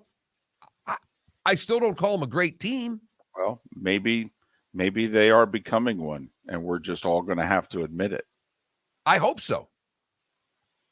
But then again, this could also be like an NCAA tournament year, Mark, where, we get to the tournament and it plays out and we go, there were a lot of really good teams this year, but there wasn't a great one. And then the 2010 Duke team ends up being the championship. And you go, wow, there were 5 other Duke teams that got beat in the tournament who were better than this one. It could be that kind of year in the NFL. Marcus Mariota leading the Falcons to a division championship. with Tom Brady still playing in the league. Yes. Right. And in the same division. And Kirk Cousins is outplaying Aaron Rodgers. Oh, please. And it ain't close. I mean, at this rate, Mark, we don't even know if the Packers are going to finish second. At this rate, we don't know if they're going to finish third. They just got beat by the Lions. Wow. That really hurts. Miller and Moulton. Damn. Yeah. Threw me on that one. I may need a commercial break to get my chin off the floor. Perfect timing on the Florida Sports Network. Mark Miller for SWFL Golf Carts or online, flgolfcarts.com. If you're looking for a golf cart, an e-bike, or an e-motorcycle, go visit Alex and the gang at SWFL Golf Carts. flgolfcarts.com online. Check out their whole inventory. If you're looking for a custom cart, they can take care of you. 2-seater, 4-seater, 6-seater, they've got you covered. E-bikes, nobody better for value and service. E-motorcycles, check them out. Again, flgolfcarts.com. flgolfcarts.com. Ladies and gentlemen, Yeah. Hi. Excuse me. Hey, the line starts back here. Ma'am, if your party's not here, you're going to have to go around again. If you had the opportunity to avoid all this, wouldn't you? Salt Live is the official transportation provider of the Miller and Moulton Morning Show, making your trip to and from the airport seamless and stress-free. Salt Live is supported with the help of local partners like the Bayfront Inn. Gather your family and friends and enjoy a leisurely day on the water with a pontoon or deck boat. If you prefer to explore the waterways without a motor, the Bayfront has canoes, standboards, and kayaks. At the end of your journey, enjoy lunch or dinner at the Bamboo Tropical Bar and Grill. The Bayfront Inn, something for everyone on 5th Avenue in downtown Naples. BayfrontInNaples.com. When you need a ride, book with Salt Live Transportation, 308-8686, or book on saltlivetransportation.com. The waterways of Naples are a beauty to behold, and the Bayfront Inn has multiple ways for guests to enjoy the water and have some fun. Gather your family and friends and enjoy a leisurely day on the water with a pontoon or deck boat. If you prefer to explore the waterways without a motor, the Bayfront has canoes, standboards, and kayaks. At the end of your journey, enjoy lunch or dinner at the Bamboo Tropical Bar and Grill. The Bayfront Inn, something for everyone, on 5th Avenue in Naples. You were listening to Miller and Moulton on the Florida Sports Network.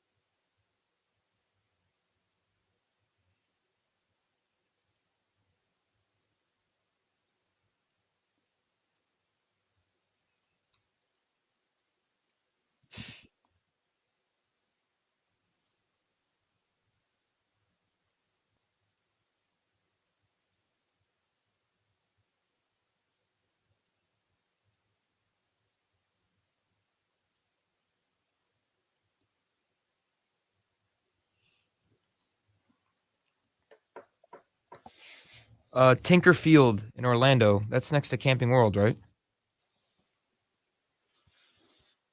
I don't know what that is that you're speaking of. What are you talking about? Oh wait, the cocktail party is in Jacksonville, not Orlando. Right? Yeah, it is.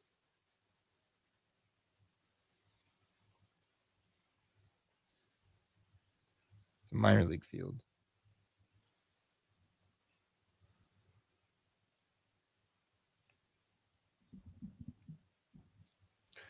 Maddie, who do you like, Florida or South Carolina? Florida's laying 8 at home. Gators or Gamecocks? Talk to me. People want to know. You don't have a strong feeling on that one? She's in the spinning chair, and when I ask her questions, she won't answer. She's now spun her way to face the wall so she doesn't have to look at me. Nice. By the way, I'm not Nice. surprised. Not surprised you picked Carolina. I mean, look at your shirt. That's a Panther shirt.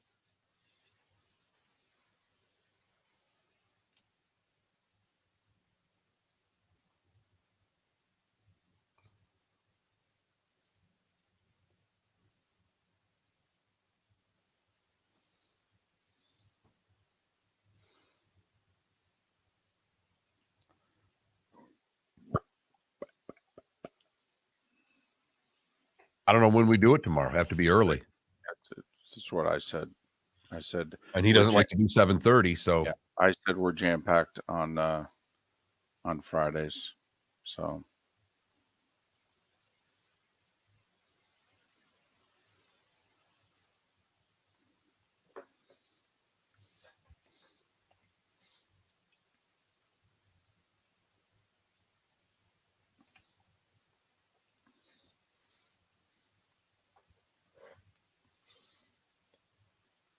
our fearless leader yesterday and today is out in Los Angeles meeting with DraftKings and BetMGM. Justin Verlander just opted out. Really? That's interesting.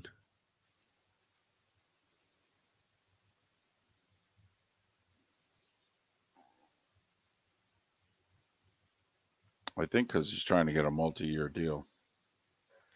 And I think he opted out of what would have been the last year of his contract. I think. Yeah, everybody has to pick up their options or opt in or out by 5 o'clock today because the new year starts at 5 o'clock.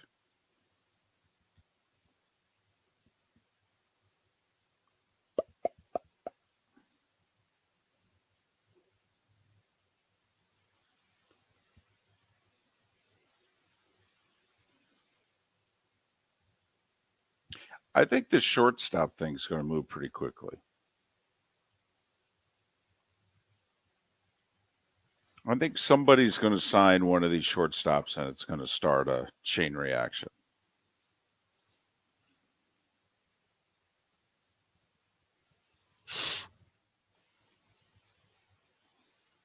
Swansby could be this year's Freddie Freeman.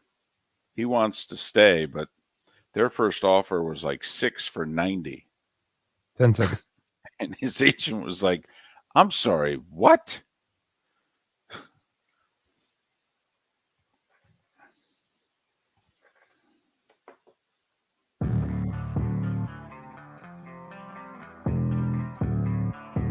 Thanks for listening. And now, more of Miller and Moulton on the Florida Sports Network.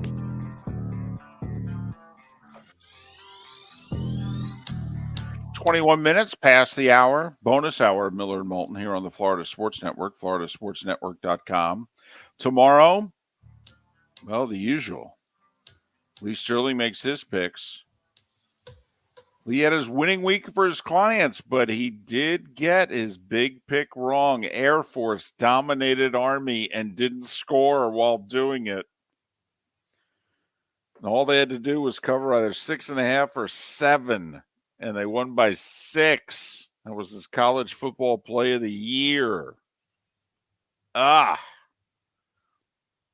like having Buffalo last night. You got 3 points, you're up 17 at the half. Buffalo loses 31-27. Buffalo +3 ain't doing you any good. No, not at all. The Chippewas get it done in a little maction last night. So Lee Sterling with his picks. We'll make ours. And you know what that means. And then, Pat Kerwin, Chris Landry go through the slate of games. And baseball free agency gets underway at 5 o'clock today. Mark, we'll see if in baseball, remember when the NFL free agency began at like midnight and Dana Stubblefield signed this ultra complicated 6-year contract with Washington at like 12:18 a.m.? Wow. That was amazing. You guys didn't talk to one another till 12:01, right? We just had a good idea what the client wanted and had it all put down on paper. We're just waiting at his doorstep, and he didn't even invite us in. We just negotiated it while standing there. So I'll be curious if maybe we have one of those by the show tomorrow morning in which it's like, hey, it's 7:30. So-and-so signed with such and such. Really? Huh. How about that? So which players are the Dodgers going to buy this offseason?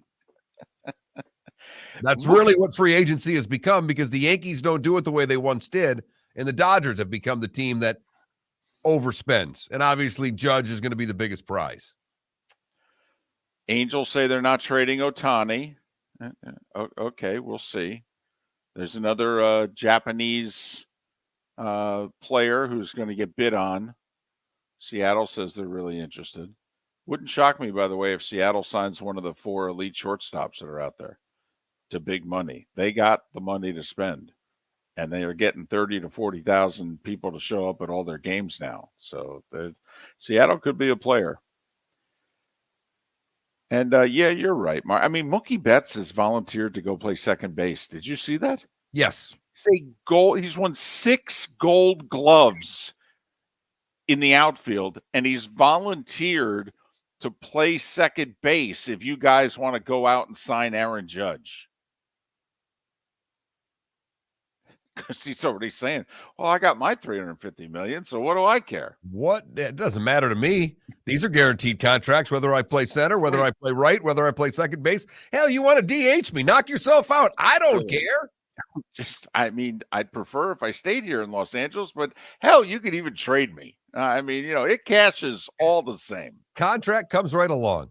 I want a ring with Boston. I want a ring with you guys. I'm fine. I can go somewhere else. Whatever. But so anyway, 5:00 today, the new baseball season begins in a sense. Thursday night football tonight. Oof. You keep telling me. Oofta. And I know we did get, by the way, we got a hot take here on the jerseys of really getting ripped. We got ripped? Oh, yeah, of our take. Worst take ever. I'm a damn... He damn near went Gundy. He says, I'm a grown man. That's a ridiculous take. I'll be wearing a jersey till they lower my dead corpse 6 feet under. I'm a grown man. I will wear whatever the bleep I want. Start paying my bills, then we can talk. Yes, sir. Okay. That's fine. Absolutely. It's your body. It's your jersey. You paid the money for the ticket. It's just our little thing. That's all. And I have always said, if you're wearing it to the games, I kind of let that go. You're going to your team's game and you're wearing the jersey. It's when you're hanging out in the sports bars at 40 years old wearing the jersey that I personally think it's a bad look. But then again, I'm 25 pounds overweight. Everywhere I go is a bad look. Maybe 30. So, trust me, I've got bad looks down.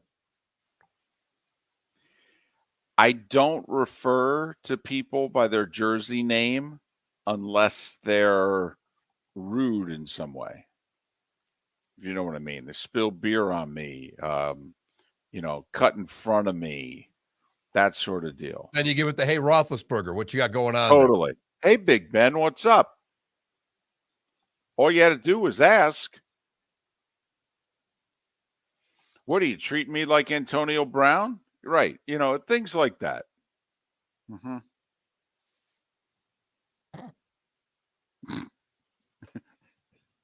But if you don't spill beer on me, if you don't cut in or anything, it's just like, oh, okay. I guess you're a Steelers fan. Got it.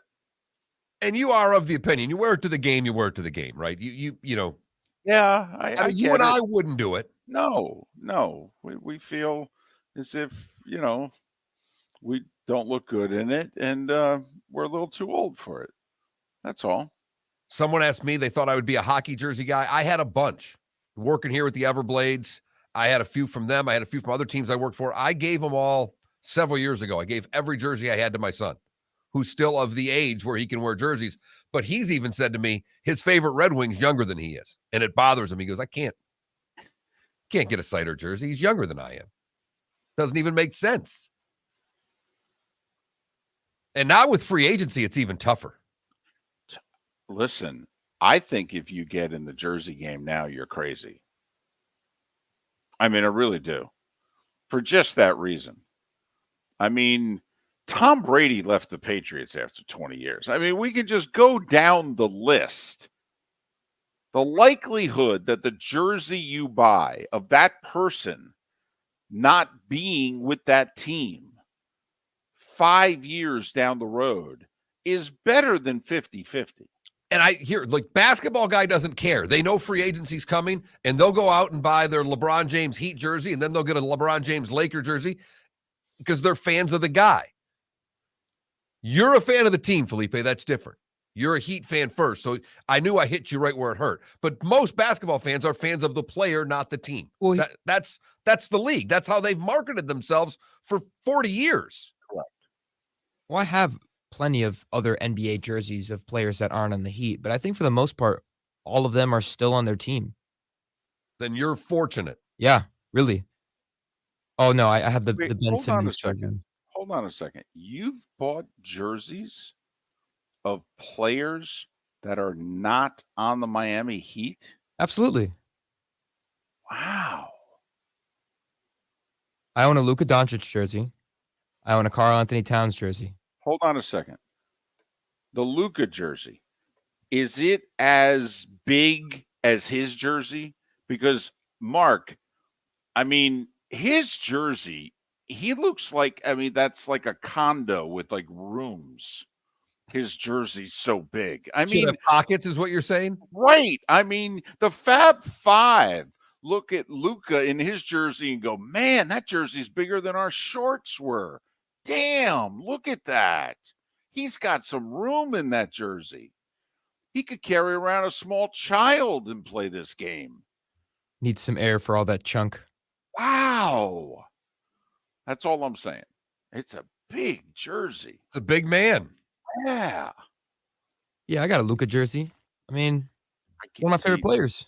I mean, you're about as wide as his thigh. I got to admit, a Luka jersey on, Miller or Moulton. I mean, at least there's some thickness.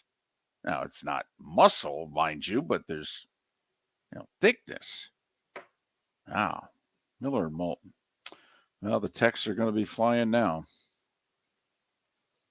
The waterways of Naples are a beauty to behold, and the Bayfront Inn has multiple ways for guests to enjoy the water and have some fun. Gather your family and friends and enjoy a leisurely day on the water with a pontoon or deck boat. If you prefer to explore the waterways without a motor, the Bayfront has canoes, standboards, and kayaks. At the end of your journey, enjoy lunch or dinner at the Bamboo Tropical Bar and Grill. The Bayfront Inn. Something for everyone. On 5th Avenue in Naples.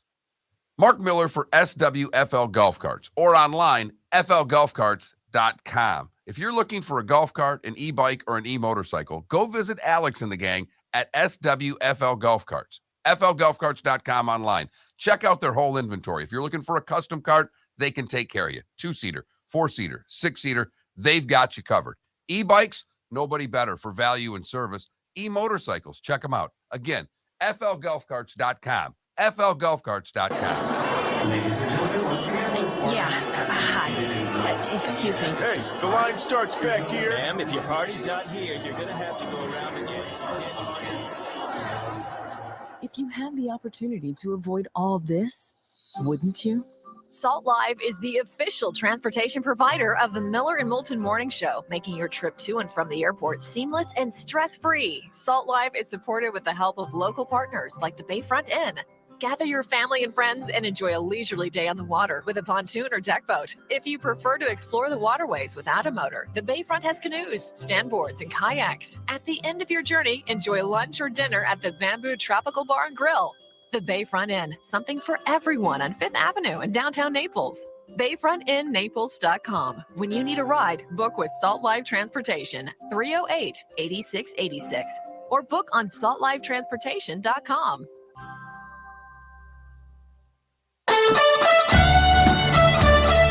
You were listening to Miller and Moulton on the Florida Sports Network.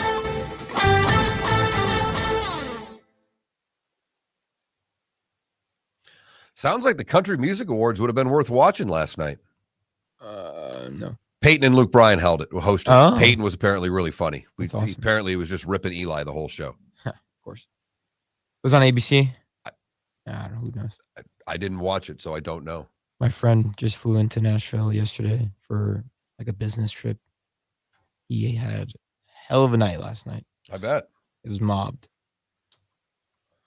Different city than when I lived there. It was cool when I lived there. You lived in Nashville? I lived in Nashville for almost 2 years. Nice. I've never been to Nashville in my entire life. Nashville was cool back then. Nashville's a mini Las Vegas now. Right, because it's just a tourist city. Too popular now. Mm-hmm. Nashville was cool back in the day. I hear you. I mean, not to... And I mean, it's still fun now. I mean, I've been there since. It's a cool town, but it's not my Nashville. My Nashville still had a seedy element downtown to it that you could go to some really, I mean, Tootsie's, which is now a famous bar. Tootsie's was a dive. Oh, wow. Who did I see? Christy Rose and the Handsome Strangers every damn Saturday. That was their thing. That's awesome. I mean, yeah, that's what happens. It's happened in Miami too. Yep, exactly. Miami was so different when I was younger. So did your mom know this kid, by the way? And God forbid? I forgot what she texted me because I texted her. I think she said like, yeah, I think I remember. Because by the way, they freaking brought like a drone shot of the school and everything. Like, I told you. That's why I texted you. I thought it was your school. That's why I'm like, oh, he goes, the pool boy? He said, yep, 2009. I'm like, did you ever teach him? She said, no.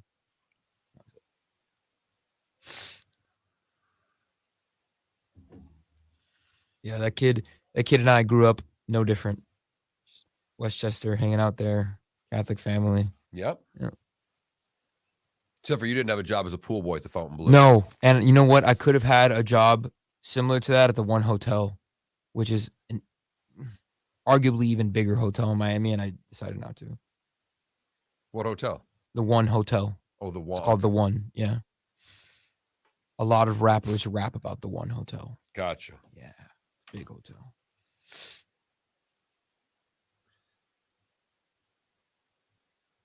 My buddy worked there and said I should work with him.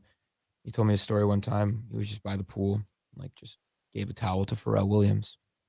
He's like, holy shit, you're Pharrell Williams.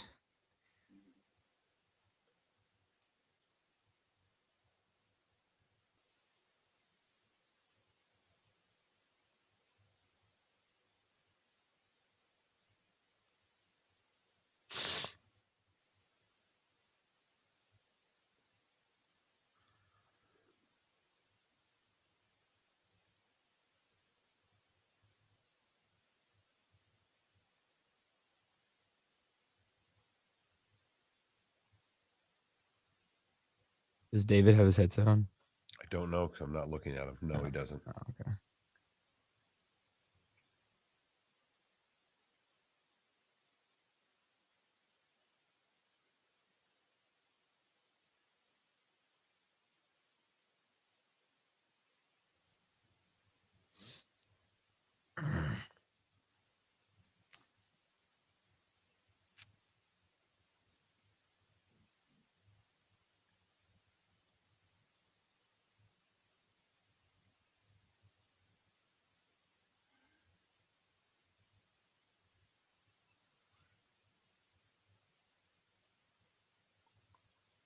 I mean, who would willingly go to Liberty?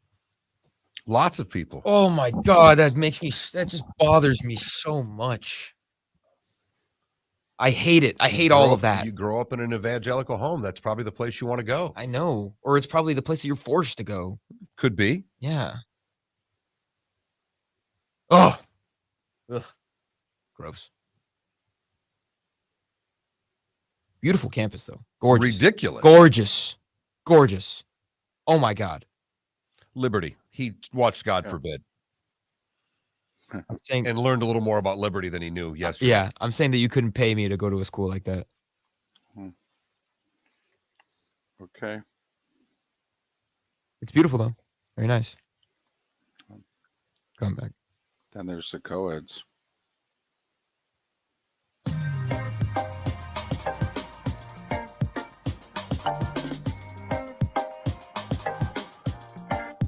Welcome back to Miller and Moulton, only on the Florida Sports Network.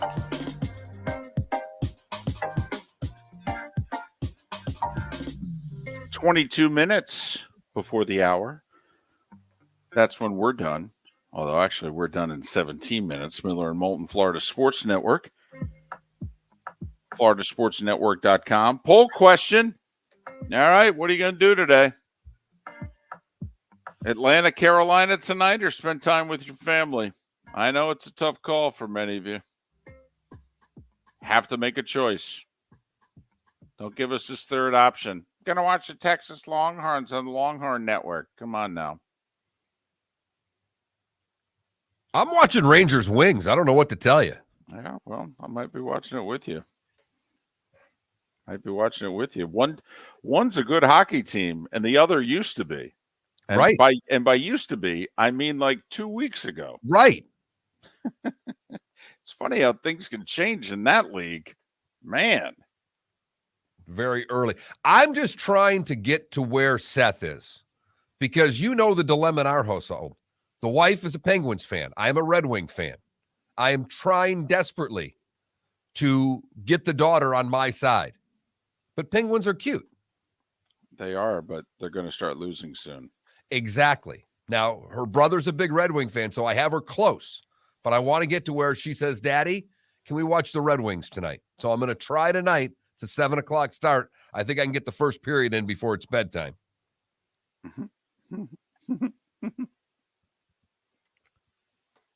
It's time for someone to take back this segment, if for no other reason than to stop David from talking about Meghan and Harry. Here's Mark Miller with Today Was the Day When.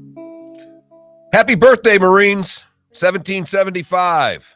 Basically, the Marine Corps started today. 247 years of being the biggest badasses on the planet. We go to 1871. Where Stanley encounters Livingston with the immortal words, Dr. Livingstone, I presume. 1928, David, was the win one for the Gipper game for Notre Dame. Down at the half, Newt Rockne gives his famous speech to win one for the Gipper, and they rally for a 12-6 victory against Army. 1938, Kate Smith sings God Bless America for the first time. Wow. I didn't realize it was that long, because when the Flyers, brought her, in, that was like 35, 36 years later. I mean, She did it on a radio show. It was written in 1918 by Irving Berlin, but he decided not to use it, and she sang it for the first time today in 1938. 1940, the Steelers and Eagles play one of 4 penalty-free games in NFL history. The Steelers would win 7-3. What year was this? 1940. 1945, in a 1-versus-2 matchup, I don't think CBS was there, Army would whack Notre Dame 48-0. 1963, Gordie Howe surpasses Maurice Richard as the all-time goal scorer with his 545th goal in a 3-0 win over La Habitants. Yeah, he would score like over 250 more. Well, he'd play a few more years. This was Uh-huh. only 63. Right. 1969, Sesame Street premieres on PBS. Yep. 1975, the Edmund Fitzgerald goes down on Lake Superior. 1977, Missile is officially organized, the Major Indoor Soccer League. I loved it. They had a team in Jersey, and we used to go. I loved it. Saw one game when I worked for the Atlanta Knights hockey team. We were playing in Milwaukee, and we were actually the nightcap. And when we got to the arena, they were finishing up the afternoon soccer game. It was a riot to watch. Well, they just rolled the AstroTurf down over the ice. They played it in a hockey rink, okay, with the boards and everything. Today in 83, a classic. Hagler would beat Duran on points. It was the first time Hagler was taking the distance as the champion. 1986, the reason that many people bought CD players, David. Columbia Records releases Springsteen and the E Street Band's live 5-set LP and 3 CD set. Many think that was the reason that CD players jumped because of this release. First ones I ever bought. Home Alone premiered today in 1990. Barack Obama gets the election results today in 2012 to defeat Romney after Florida is decided. In 2014, Uptown Funk is released. Moulton's still dancing to it. Love them. I know you do. You saw him in concert, right? Yeah, I've seen him a couple times. Awesome. Those celebrating birthdays that are no longer with us. Martin Luther, big with Lutherans. King George II, big in England. Richard Burton, big in Hollywood. Big with Elizabeth Taylor. And Roy Schneider, big with Sharks. Those celebrating birthdays. Jerry DiNardo is 70. Jack Clark is 67. Sinbad, 66. Mike McCarthy is 59 years old. Pitcher Kenny Rogers is 58. Jamie Dixon is 57. Warren G is 52 years old. Listen to Regulate today. You'll be happier. Miranda Lambert is 39. Kendrick Perkins is 38. And John Rahm is 28 years old today. What did I miss, David? Nothing. I had them all? Yeah, you were all over it today. Occasionally I get lucky. You've heard folks elsewhere mock Florida is gonna Florida. Well, Mark Miller sees it differently. He calls it the good, the bad, and the ugly. What you got, Mark? For the good, we go to Louisiana, where I love these stories. Tyron Truong is 23 years old, and he decided he was going to run for mayor in his small southeastern Louisiana town of 11,000. And he took down the two-term incumbent mayor to become the mayor of Bogalusa, Louisiana, at 23 years old. Okay, a town of 11,000. Yeah. How many votes did he need to win? 47% of the people turned out. Now, they don't have the numbers in so here. He needed 3,000 votes, basically. Yeah. If like a little over 5,000 showed up, it looks like. So he needed, 2,700 votes, basically, to win. I love it anytime. Now, I think this guy's in for a nightmare because he has no idea what he's in for as a 23-year-old. He could be like Charles Grodin in that movie, sitting there with the sandwich and the mustard, doing the math, going, how is it you guys balance the books? None of this stuff adds up. Then starts explaining all the corruption to him. He's like, yeah, this is... For the bad, we go to St. Petersburg, where Matthew Meredith is a pretty good criminal, not a great criminal. He was able to submit 5 claims for a tax refund between August of 2019 and February of 2020. In total, those claims exceeded $170 million. Somehow, the IRS issued him a check for $6.3 million. The next day, he filed another fraudulent tax claim, this time wanting a little less than $4 million. Now, when he got the money, he went into hiding because he scammed the government of $6 million. No, that would be too easy. He bought a $3 million condo and $800,000 worth of Mercedes-Benz cars. He was arrested. He's going to jail for quite some time. Yeah, and he should. Dummy. Finally, the ugly, we go to Palm Coast, Florida. In a situation that I think all of us has gone through, a little bit of traffic going on, and you've got the guy out there stopping one lane, letting the other lane go. Well, Donald Stemley didn't like it. And the 76-year-old had had enough, and he started to enter the single lane of travel when it was not his turn. And the guy working for the private company working on the roads tried to stop him. And the 76-year-old in his Porsche revved the gas, clipped the guy in the legs, and kept moving down the line.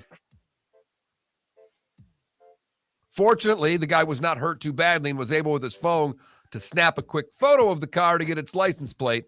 And good old Donnie was arrested at his home about an hour later. Stop. Seems pretty simple. Besides, where are you going to go? A Reds game? That is the good, the bad, and the ugly on today, November the 10th, 2022. Just a couple things from the people and things that you mentioned. If you ever get a chance to see Bruno Mars, he's old school, in which he's very much like in the 50s and 60s, where his backup singers, the choreography is amazing. They're all in tune. It's like watching, just a 60s soul band.